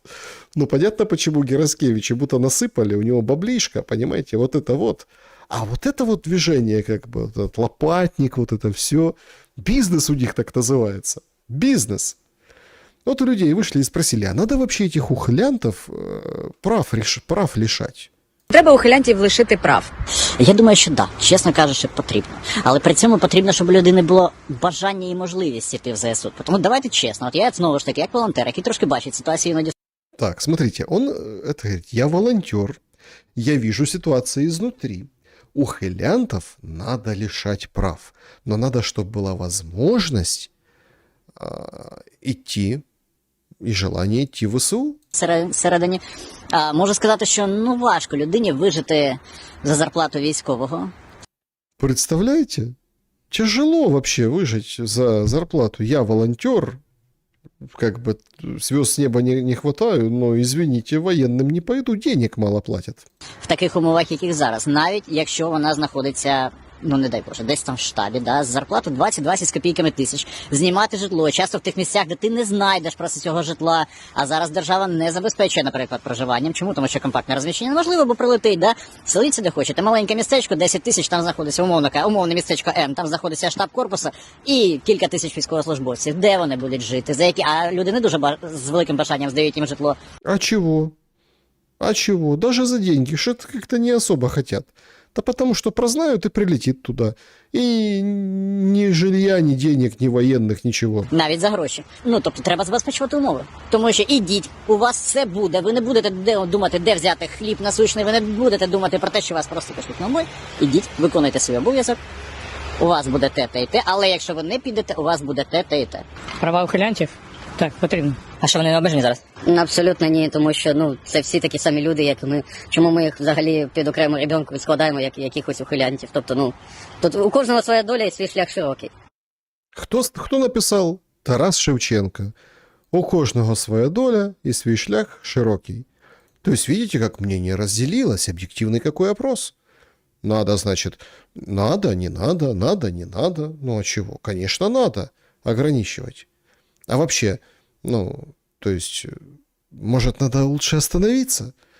Тут нашли с таким же опросом девочку и спросили, как вообще, да? То есть, Может, надо остановить войну? Продовжити, тому що за 3 дня не взяли і за 30 років теж не візьмуть. То есть за 3 дня не взяли, за 30 лет тоже не возьмут. Ну, то есть сдать территории или продолжать? Конечно, продолжать. Конечно, продолжать. Знаете, как веселая девчуля говорит, продолжать. І ви теж готові боротися. Тоже готова бороться. И тут немножко как поскрести чуть-чуть. Говорит, не, ну готова, конечно. В Польше. Напевно. Мені особистого бажання немає. Хочу пожити не для країни, а для себе. Може, Не для страны, для себя хочу пожить. То есть, понимаете, она для себя хочет пожить. переїхати кудись в Польщу В Польшу переехать. або в Германію. Тут мало можливостей вижити, так скажем. Жить. Мало возможностей выжить здесь. Ну, вот нормально. Не, ну вообще, конечно, надо продолжать воевать. Надо продолжать воевать, а я в Польшу. Вы воюете, а я в Польшу. Тут как-то мало возможностей выжить. Но воевать нельзя. Никто ничего не возьмет. Перемога. И вот такие со стерильными лицами, не обезображенными интеллектом, собственно, нам и создают общественное мнение. Вот эти опросы КМИС и все остальное. Вот депутат еще один от «Слуги народа» Федиенко, говорят. Говорит, что-то вот не хотят воевать. А что такое? Люди добровільно не йдуть в ТЦК. Ну, вже так, вже не йдуть. Да. Ну, вот они абсолютно не идут в ТЦК. А что не идут? Бо спрацювала та ж сама інформаційна пропаганда. Пропаганда. Опять это пропаганда. Представляете? Вот что такое? Вот это 5-й год войны, вот это сработала наконец-то пропаганда. А что ж там за пропаганда? Что пропагандируют? Люди бачать, що таке війна, сучасна війна, що ну це таке, знаєте, як раніше, коли було там кульове поранення, там і шанси на життя. Зараз, на жаль, від влучання до дрона, то шансів на життя стає значно менше і менше. І люди. Ну, короче, если в тебя ранят, то ты уже хрен выживешь. Поэтому не идут в ТЦК. Це бачать і, звісно, вони просто не хочуть воювати. Вони думають, що воно хтось за них там повоює, якось воно там будеться. Да, как-то будут, как-то это, а сами не хотят воевать. Умирать не хотят. Потому что если тебя ранят, тебя не заберут с поля боя. Тебя не спасут. Тебя не спасут тебе ногу, если ее прострелило там сильно. Тебя отрежут ее. И то будешь благодарен до конца дней, чтобы ты там не умер, понимаете? То есть не хотят, а поэтому не идут в ТЦК. Нет очередей в ТЦК. Поэтому, если ты не идешь к ТЦК, ТЦК придет к тебе. История, которая нашумевшая, очень серьезно нашумевшая в Луцке, на Волыни. Наша преса вміє гарно працювати.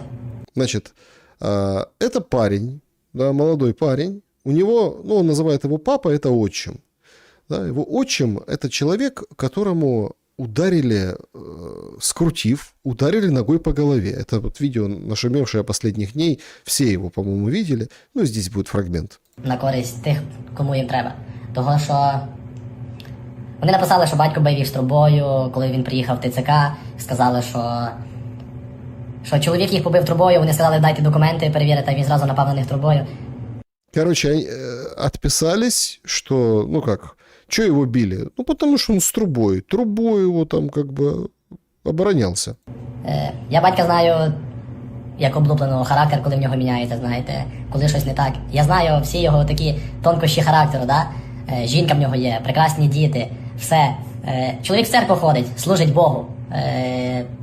В церковь человек ходит, а тут труба, представляете, на ТЦКшника. Те подошли вежливо к нему, спросили, ну что там документы, покажи резерв. Тут вот мои документы, уши, лапы, хвост и труба. Чоловік веде побожне християнське життя, да? І вони таке можуть написати. І я вам більш скажу, що будь-якого ви спитаєте про нього, чи міг він так зробити, чи ні. Всі йому скажуть відгук про нього. Що він чоловік з таким характером, що він ніколи в житті. На відео навіть видно, що коли до нього підійшли, він зразу нахилився, щоб вони його не били. Да? Але в нас, на жаль, в Україні можна переподнести це гарно, що чоловік вдарив трубою, і потім, що була бійка з ТЦК.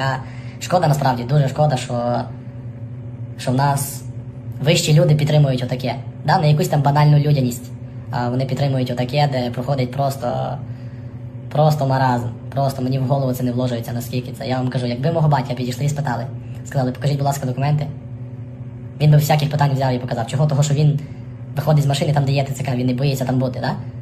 Потому что у него есть бронь. Вся история крутится вокруг того, что у отца, бати вот этого хлопца есть бронь. Он ездил прошлым летом, копал окопы на запорожском направлении, фортификации рыл. У него бронь, у него там работа такая, которая там позволяет иметь бронь. Нормальный батя, нормальный все, никто, патриот за Украину. Но его ногой в лицо скрутили и все. Бронь, да плевать, он сейчас служит. Заснути.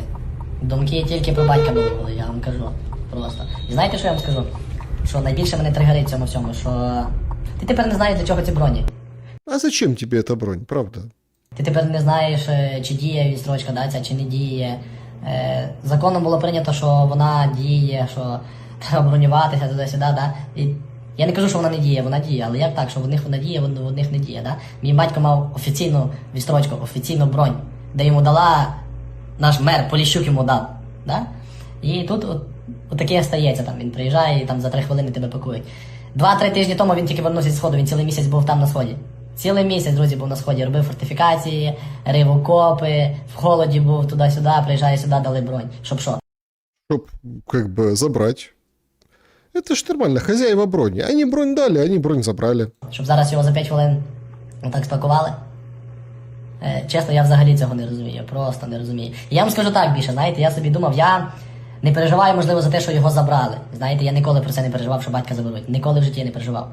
От, бо я знаю, що він чоловік з головою і він дасть собі ради. Да? Я більше дивуюся і не можу зрозуміти того, як поводяться з ним.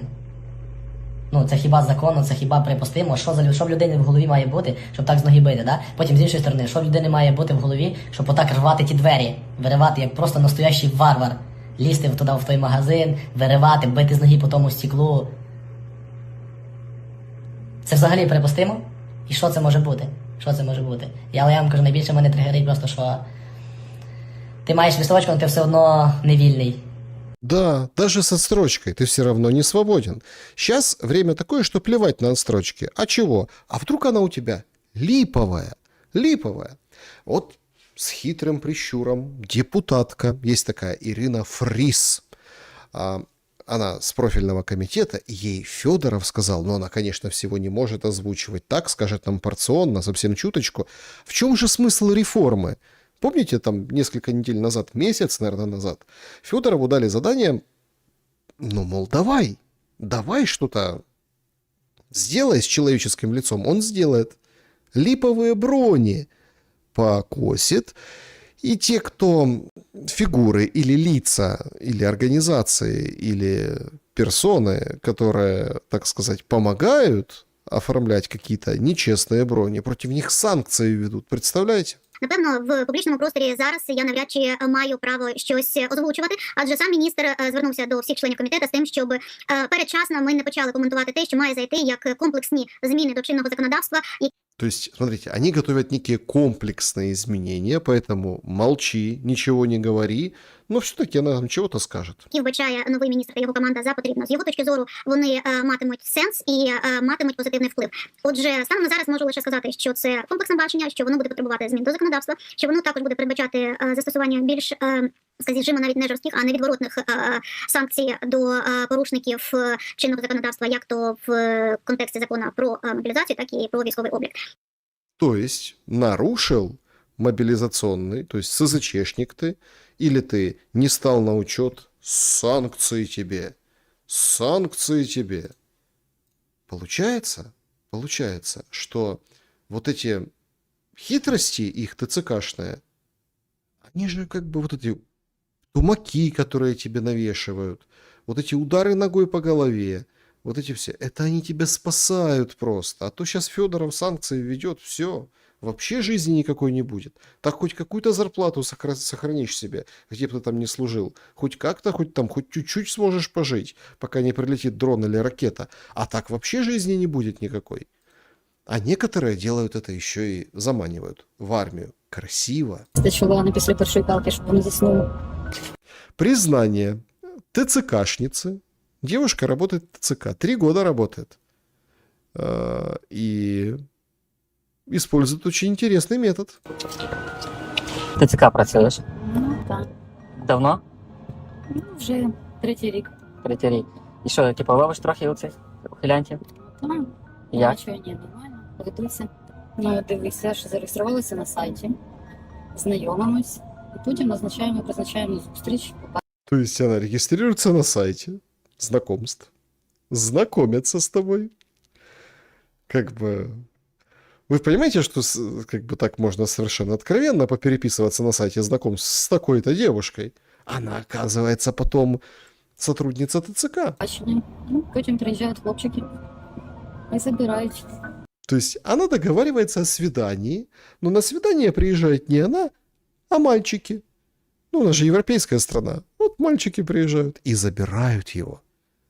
Нежно или грубо, в зависимости от того, как переписывался с ТЦКшницей. І типу таких багато наловлюєте? Та Ну, типу, нормально. от самого сайту знайомств скільки? А нормально, нормальні показники. Нормально, нормальные показатели, нормальная методика. Клюет, клюет. А от скажи мені, Світлана, а які чоловіки тобі подобаються? От яких ти шукаєш на сайті знайомств? Молоді такі, щоб до 40 десь. Активні, жвавенькі такі, щоб на всю ніч вистачило, а не після першої палки, щоб вони заснули. Ну так. Ну, первая палка, заснули. Нет. Активных ищу. Активных ищу. А тех как бы слабых и некрасивых со скалы или вот туда в ТЦК приезжают мальчики. Мальчики заберут. Троещина, город Киев, спальный район.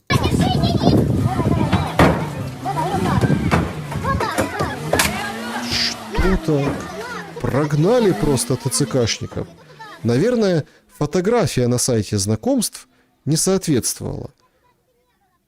Дёру дали, ух как дёру, и полиция там ничего не смогла сделать. Люди прям взбунтовались. А чего? Да просто одного из фигуранта, ну вряд ли с сайта знакомств, а местного жителя, соседа вот этих людей на Троещине, в этом доме, настолько задули газом, что он сознание потерял. Он кричит, стонет, падает, теряет сознание.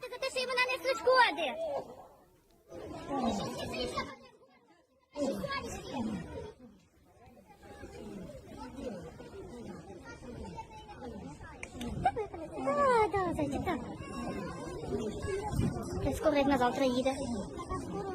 Да. Не поїде, звісно, бо сказали, що тут ТЦК і поліція. Конечно, не приедет скорая, потому что здесь ТЦК и полиция. Какая скорая? Ну, ВЛК. Там вылечат.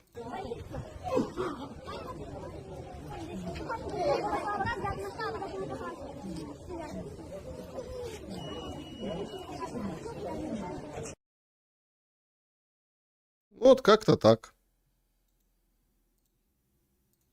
Это уже настолько обыденность, что люди уже, даже женщины, прям возмущаются. Говорят, вот выходишь на лестничную клетку, а там у тебя мужик прячется от ТЦК. Ще виходимо, тільки що питаємося вийти з під'їзду. Виходимо з ліфта, я відкриваю двері, забігає мужик в паніці такой. Я спочатку не поняла, що він сказав. Він такий, девушка, можете, пожалуйста, пока не виходіть, поки ТЦКшники не уїдуть. Я стою так, я нічого не поняла спочатку, потім вже проаналізувала все, подумала, і тоді я вже поняла, що він ім'я в виду стояла, потім до якого хера я буду стояти і ще ждати, тратити своє время, щоб тебе, блін, ТЦКшники не ловили. Він все одно запрыгнув у ліфт сразу, йому повезло, що ліфт був на першому поверсі. Він запрыгнув і поїхав. І все. То есть ситуация, значит, он стоит в подъезде, выходит женщина, говорит, что, не выходи, постой, там ТЦКшники. Они же как, откроют дверь из подъезда, из парадной, туда же забегут за ним. Он говорит, постой, может они уйдут сейчас. Он в подъезд проскочил каким-то макаром. И стоит в подъезде, ждет. Прыгнул в лифт, уехал, потому что это какая-то несговорчивая. Говорит, что это я буду ждать? Я пошла по своим делам. А они в подъезд забегут, в подъезде тебя примут.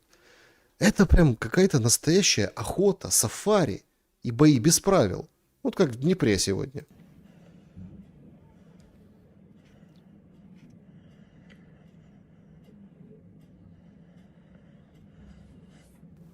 То есть, смотрите, пакуют мужика, пакуют себе, вон две девчонки, мужичок снимает, да, вот видите, две девчоночки, и тут выходит мужик с битой, Но мужик сбитый сразу как бы движуху повеселил.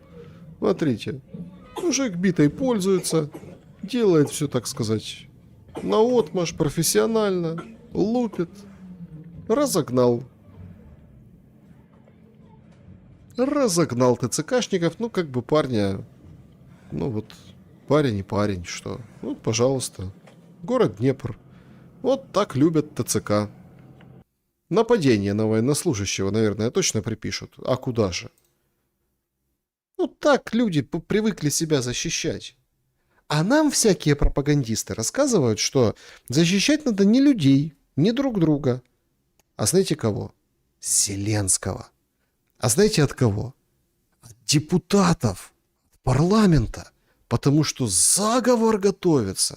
Громадяни України повинні бути готові захищати наш суверенітет, захищати нашого президента від спроби заколоту, від спроби перевороту.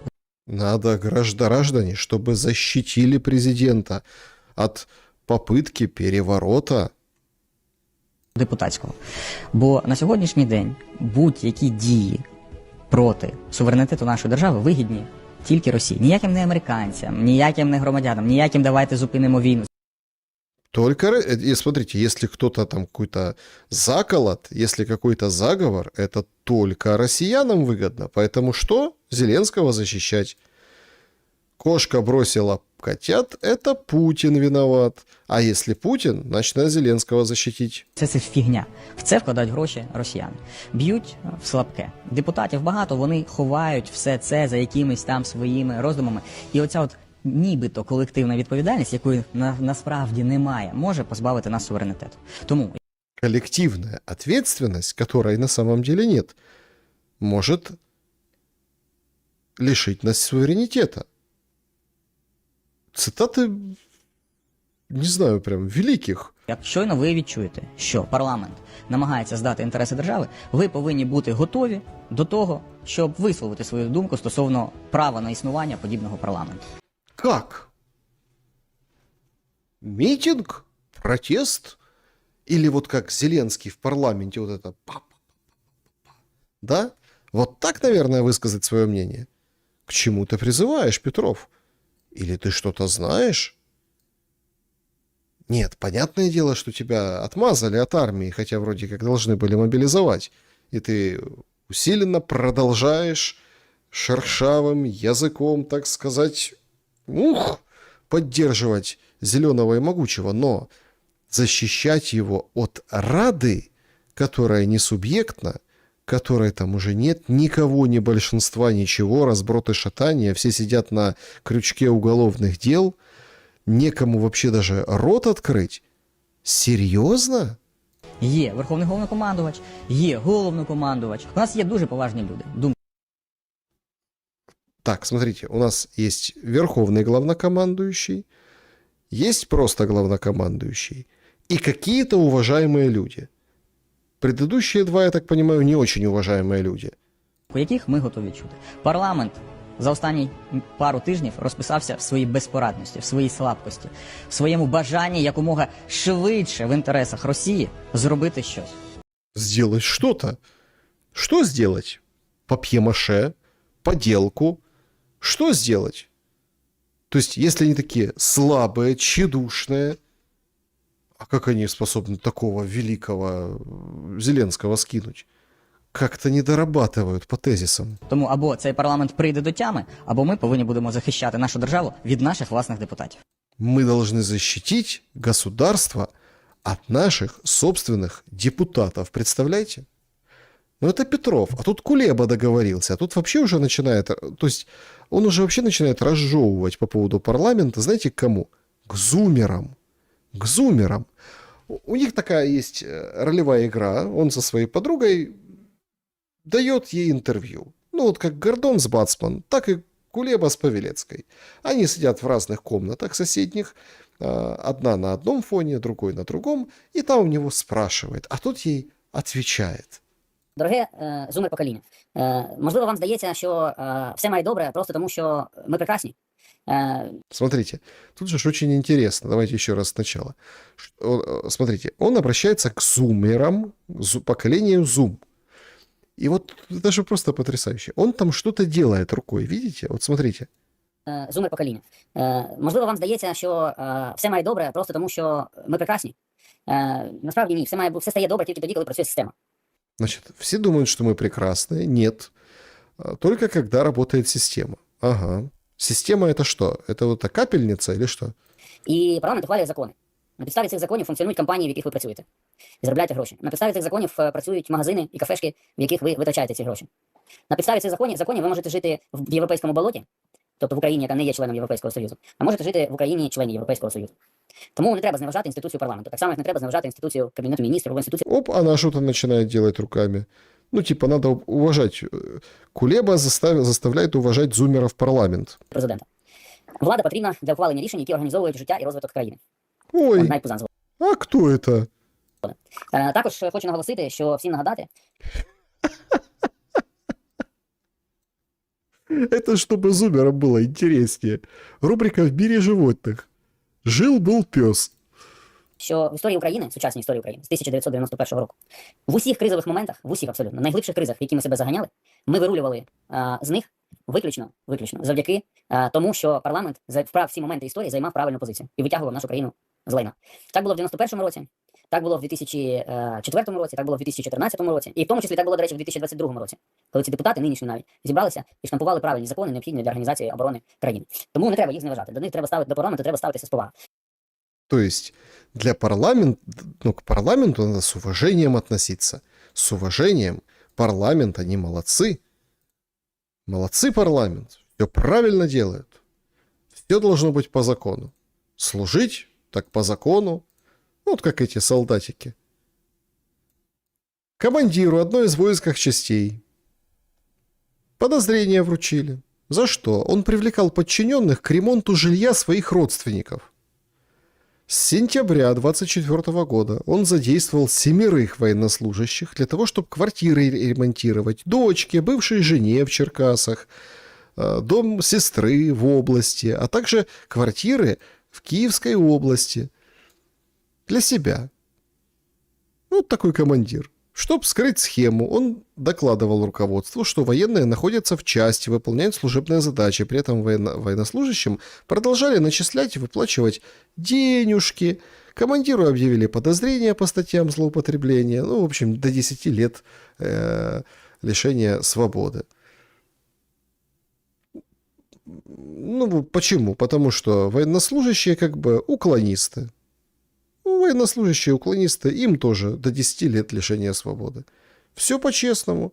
Ремонтировали дома вместо того, чтобы служить. Вот вам, пожалуйста. Вот такие нормальные командиры. Нормальные командиры. Как и все в этой стране. Нормальное.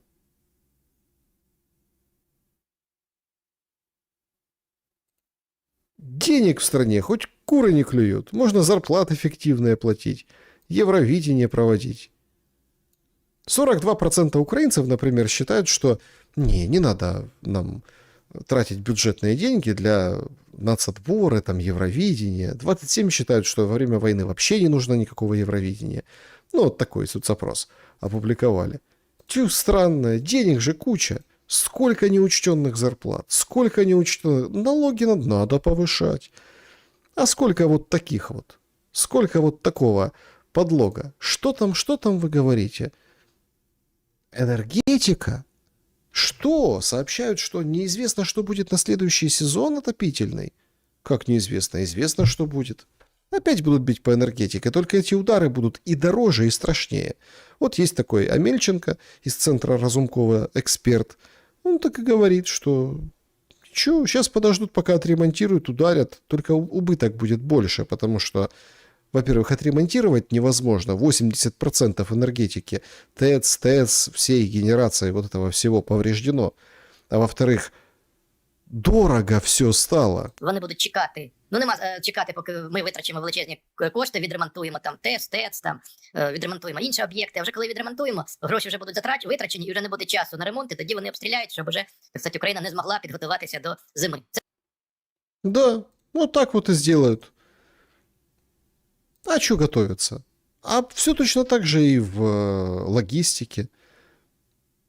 Вот, пожалуйста, вчера поезд Львов-Лозовая в Полтавской области тормознули, сбивали над ним шахеды, 2 часа стоял поезд, чтобы, не дай бог, не прилетел дрон по поезду.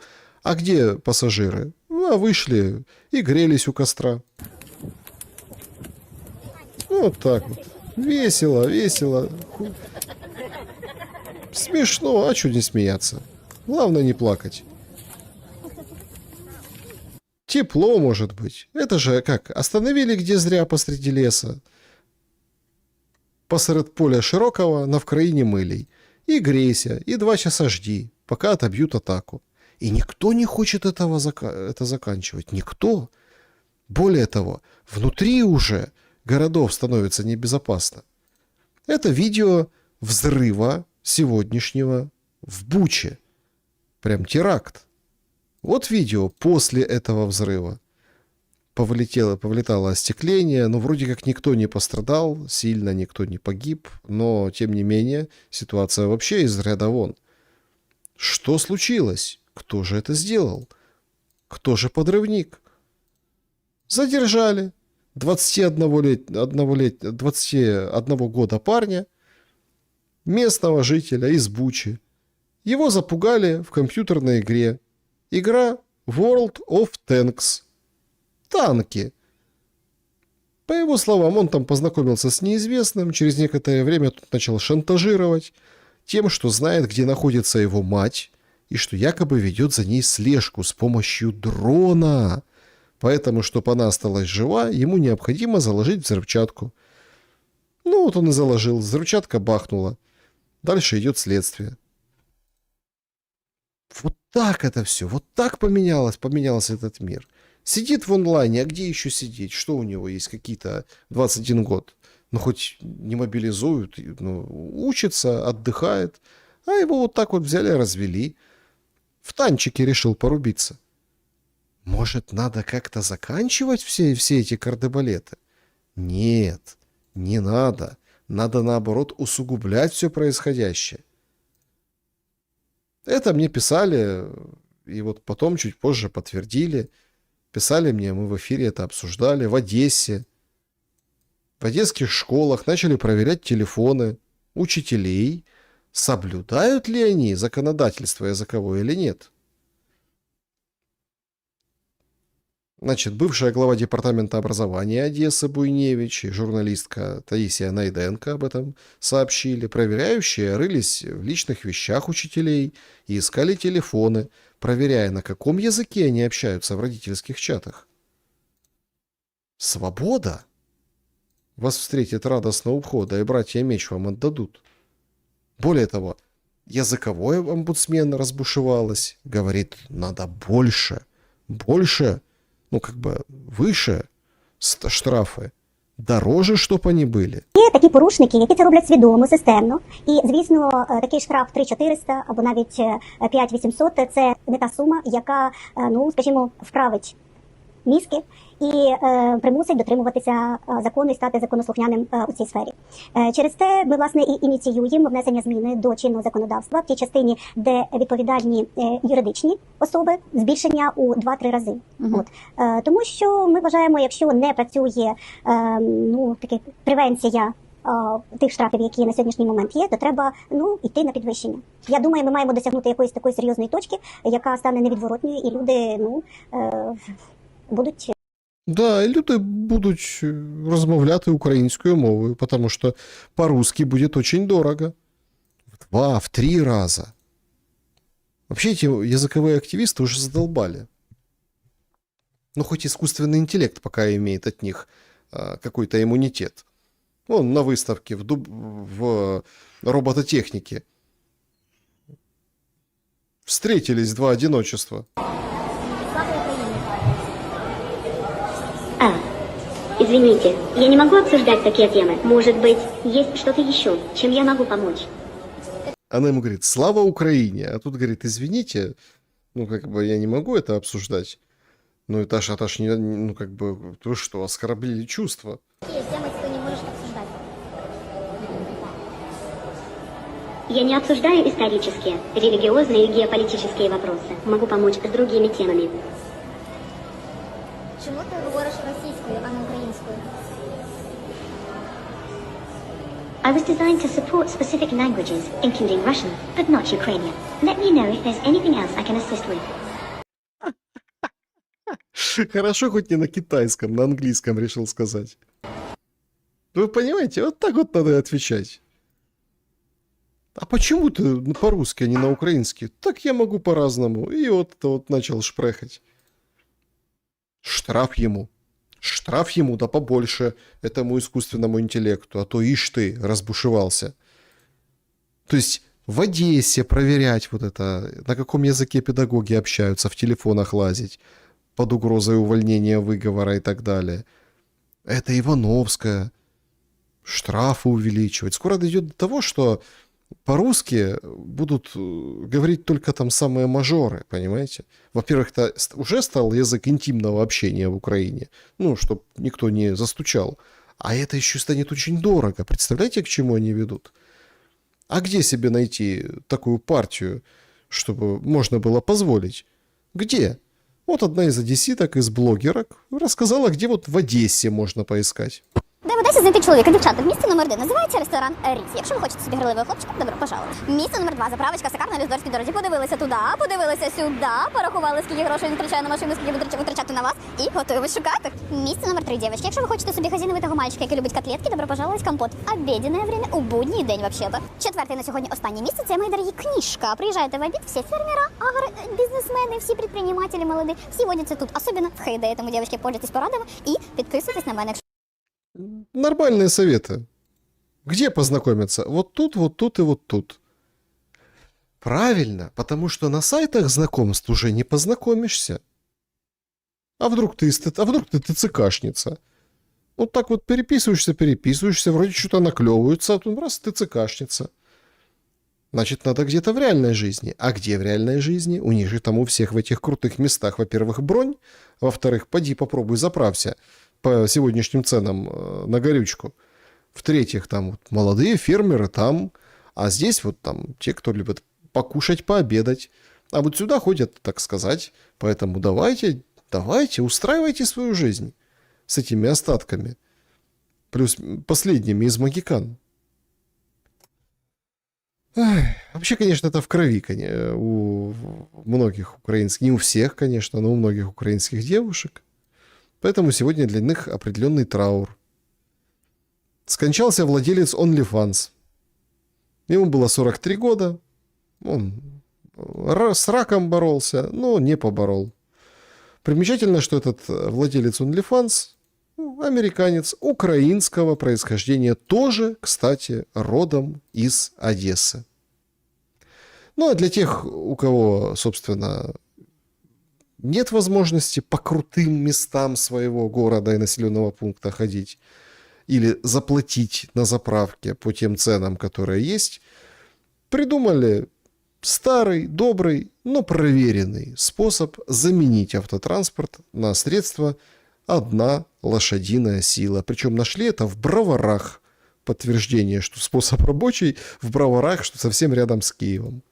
Вот так вот. Когда бензин дорогой, по воду, коня, ну, главное, там, поворотники включать. Всегда уметь. Но, понимаете, то есть разлет становится очень, очень большой между людьми очень бедными и ультрабогатыми. И это тоже на 5-м году войны, ну, все-таки, это тоже очевидно. Этот разлет очевиден на 5-м году войны. Кто-то не доедает 12,5 миллионов людей, для них делают вот эти фудбанки из просроченных или полупросроченных или чуть-чуть недопросроченных продуктов, пытаются, чтобы им раздавать или дешевле продавать, или что-нибудь там как-то. Правительство в этом участвует. А кто-то с жиру бесится и заказывает вот такие замечательные суши-паски. Мы сделали свою версию Пасхи. Только вместо теста рис, а вместо изюминок лосось, суши, Пасха. Вот такой креатив. Что думаете, съели бы вместо традиционной Пасхи суши Пасху?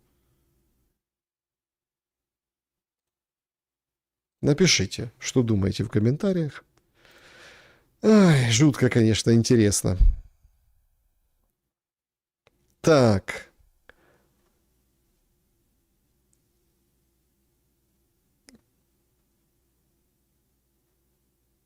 Так. Ну, тут уже кто-то тут шутит про 3 гривны и все прочее. Давайте еще одну историю тогда я, значит, из рубрики «Колобок. Куда мы катимся?»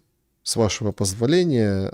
Ну, такая достаточно интересная, ну, как тяжелая, но я думаю, что... для ПЦУ именно то, да? Да уж, для Пасхи, да. Пасхи из суши, это для ПЦУ самое оно.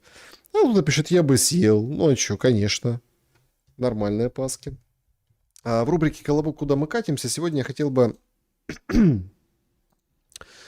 чтобы прозвучала вот такая история. Просит без озвучки данных.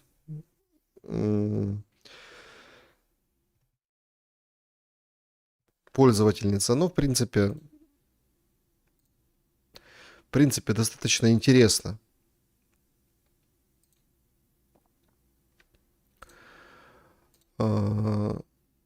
Так. Ну я понял, да, вот что тут еще в конце к сушам просят, собственно, добавить. К сушам просят добавить еще вот этот вот нашумевший пост, да, в телеграм-каналах, реклама, типа в годовщину Крокус-Сити ситуации, заказывай сет Крокус-Сити и получай 4 шота в подарок. Ну и тут, конечно, юродивый такой этот текст, что 4 шота от таджиков в атаке. Господа, сегодня 2-я годовщина, события. Мы, конечно же, не можем обойти его стороной. До 29 марта заказывайте сет Крокус-Сити и получите 4 шота наливки в подарок. Отличный повод отпраздновать подвиг таджикской самообороны в Крокус-Сити. Ну и реакции тут соответствующие, видите? Ну, по крайней мере, у этого паблика. Да, вот что вы имели в виду, когда... Это тоже прислала аудитория. Ну и, в принципе, я видел тоже эту ересь, которую... Ну вот видите, какая. Пасхи и суши, сеты, Крокус. Ну вот так вот это все и... Вот так вот это все и выглядит. Давайте, в «Колобок. Куда мы катимся?» одна история. Хотя несколько было действительно, давайте так, интересных сообщений. Но как бы в следующий раз уж точно... Значит, побольше уделим. Просто история внушительная, но я считаю, что мы должны ее обсудить сегодня в шуме, тем более время позднее. Значит, здравствуйте, Александр. Это письмо зрительница обращает к одному из экспертов из Беларуси на моем канале. Значит, просит прочесть его в эфире. С недавних пор я нахожусь на территории Беларуси. Более 20 лет я проживала в Европе, и переезд мой относится к тем, которые можно назвать «бег из Европы». Я давно отставила мечту вернуться домой в Украину по понятным причинам. Главный долг матери я выполнила. Мои сыновья в безопасности, развиваются в полной автономии вне сошедшей с ума родины. Мне 55. Большую часть моей жизни я служила женщинам, которые были в трудных обстоятельствах, официальной и неофициальной организации. Я не богатый человек финансово, но опыт, который мог принести пользу Республике Беларусь, в наличии был. Плюс я всю жизнь занималась самозанятостью, Белоруссию, поэтому свое самостоятельное пенсионное обеспечение продумала до мелочей. Этот год в Беларуси объявлен годом белорусской женщины. Особое внимание решено обратить на сельских женщин. Как вы понимаете, я сочла хорошим временем для переезда именно этот год. Для этого я отказалась от бизнеса, который меня обеспечивал, от большой жилплощади в аренду, никогда не ставила себе цель покупать недвижимость в той стране, выбросила много вещей, меня обслуживающих, и на приобретение некоторых потратила всю жизнь. Что смогла, продала, остальное подарила, загрузила под завязку машину и двинулась в путь. С собой взяла одежду, кухонную утварь, все, что могло пригодиться в новом старом доме. Потому что решила купить дом в деревне по программе пустующих домов. А там, как говорится, помаленьку наведу в нем порядок. Сняла небольшой бокс для вещей в Польше, разгрузила машину, перешла границу, поселилась у знакомых, нашла дом. Пока организовывалась купля-продажа, решила съездить за частью вещей, понимая, что границу с машиной, груженной доверху, не пройти, и придется перевозить частями. И тут я поняла всю ошибочность моей альтруистской и по-европейски доверчивой, а от этого детской логики. Я поняла, что в Беларуси меня никто не ждет. Наоборот, один таможенник, очередной раз разворачивая меня обратно в Европу с моими кастрюлями и тренажерами, посочувствовал мне, мол, не от хорошей жизни я переезжаю в Беларусь. В моем случае это совсем не так, я такая не одна. Я провела на границе 4 суток, без ночлега, еды, гигиены. Меня отправляли из Беларуси в Польшу, а поляки отказывали во въезде в Европу, снова отправляли на границу с Беларусью. Надо мной смеялись с обеих сторон, я ждала инсульта. Причина моего бесконечного путешествия между странами состояла в том, что агент таможни поставил меня перед фактом растаможки всех тех вещей, что были со мной в машине, что составляло сумму дома, который я должна была купить в Беларуси. Дом, получается, взамен на имущество. Я не согласилась и была за это наказана. Жестоко. В конце концов, надо мной сжалились польские пограничники, и я смогла увезти на склад в Польшу все те вещи, в которых буду нуждаться в ремонте дома, в обеспечении моей выживаемости в сельских условиях, ведь речь шла о кастрюлях, вилках и о здоровье. Следующий мой переход мне обеспечивали белорусы. Разобрав в очереди часть моих коробок со щетками для одежды, приспособлениями для сушки салата, чашками, отвертками, собираясь в последнюю ходку, я отказалась от товаров достоинства. За то, что обеспечивала мою выживаемость, была готова уже платить. То есть поменяла вещи. Меня снова не пропустили, потому что я везла поддерживанное оборудование для работы и снова вернули в Польшу, где уже поляки подвергли меня обструкции. На этом я прекращаю жаловаться с подробностями. В конце концов, я в Беларусь вернулась, оставив на территории Польши на складе кучу вещей. И книги – одна их часть. Я купила дом. Теперь нужно освободить склад, иначе из него придется платить. Там есть еда, домашний скарб, тренажер для спорта, электронная пианино, которое я больше не смогу купить. Я все это готова продать за символическую сумму ради того, чтобы не платить за склад. Денег у меня впритык. А теперь вот к белорусскому эксперту. И в чем выиграла Беларусь в моем случае? Таможню я не заплатила ради принципа, потому что участвовала в одной программе по покупке дома. Я потеряла часть моего здоровья, теперь буду платить за медицину, она же у вас для таких, как я, платная. Я не перевезла орудия для моего труда, и теперь потрачу время и деньги на покупку оборудования, вместо того, чтобы делом заняться. Почистить колодец мне обойдется как минимум $300, столько же будет стоить покупка посуды. Что мне выбрать? Тренажер мне обеспечивал подвижность суставов, теперь я хромаю. Это я для примера, чтобы не очень помогает в очистке участка от сорняков. Знаете, меня больше не заботит год, посвященный белорусской женщине, особенно села. Не до этого. Я теперь сама бедный слой тех женщин, потому что не имею достаточно денег, чтобы угодить всем и сразу, начиная от таможни, заканчивая строительными организациями.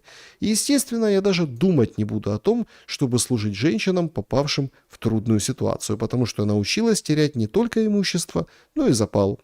Я иммигрант с огромным стажем, а вот сама из трудной ситуации выйду, достигну того, ради чего вернулась на родную землю, пускай не в родную страну. Справедливости не ищу, справедливости знаю давно. Тем не менее, по моему мнению, переезд в Республику Беларусь людей, как я, с минимумом капитала, но с желанием интегрироваться в белорусское общество, продуман недостаточно. Согласитесь, поднимать деревню люди с деньгами не поедут. Они спокойно купят недвижимость рядом с Минском за крупную сумму. А кастрюли и сковородки строят дорого. Не дают мне покоя пианино с тренажером. Людям пожилого возраста иметь и то, и другое жизненно необходимо. Если было бы хорошо, наряду со всеми проверками уделялось внимание и на планы, которые такие, как люди, как я, имеют на будущее. Я видела пару немолодых супругов, переезжающих на постоянное место жительства из Бельгии в Россию. Они переезжали на небольшом бусе. За свое имущество им пришлось уплатить тысячи и тысячи евро на таможне. Оставшейся жизни им не хватит на то, чтобы снова нажить все это, что они везли. И они предпочли выкупить имущество еще раз у таможни. При этом я уверена, что с собой они везли свою покупательскую способность и пенсии в страну, которую любят. Почему все так происходит? Одной рукой заманивают, а другой бьют. Я, конечно, могу все объяснить произошедшее с разных точек зрения, вплоть до моего личного восприятия, но объяснение человечности и гуманного расчета не прибавит. Вот такая история. Напишите, пожалуйста, что вы думаете об этом. Я эксперту из Беларуси это письмо переправил, он сказал жесть просто. Просто жесть. Вот так и получается. Хорошо там, где нас нет. Заманивают туда, и везде ты никому ты не нужен. Без копейки денег или с каким-то там вменяемым достатком. Нет, никому не нужен. Никто не готов тебя с твоим крамом, с твоими пожитками принимать. Плати. Везде надо платить. Даже в братских, так сказать, республиках. Так, привет из Гетеборга, привет. Надо другому Александру писать. Батьки, это да, это точно. Вот, пишет человек, волевая, сильная женщина. Так, почему вы не говорите Арестовичу, что он военный преступник, должен сидеть за живую смерть? А вы говорите? Странные какие-то вопросы. Белорусский гуманизм рулит, да. Странная тетя, надо было изучить таможенные правила при въезде в страну. Ну, конечно, тетя странная, аж куда ей. Так, Шелест Трудяга, респект, спасибо большое. Да, надо знать. Растаможка оборудования, а вы не знали. Александр, будут ли эфиры с Максимом Шевченко? Не знаю, он пока ни в какую. Значит, так. Да, друзья, всем большое спасибо за то, что в этот поздний час. Ох ты, ё-моё, ничего себе. Но мы все-таки вместе. Да. Спасибо за этот шум. Достаточно сложновато, конечно, все еще пока, да, ну, с точки зрения там какого-то прокашливания, но тем не менее втягиваемся. Не так, как на прошлой неделе. Планирую почаще на этой неделе шуметь вместе с вами. Если понравилось, пожалуйста, поставьте лайк. Спасибо всем за поддержку, за добрые слова. Самое главное, добра и света в каждый дом. Увидимся. Хорошо.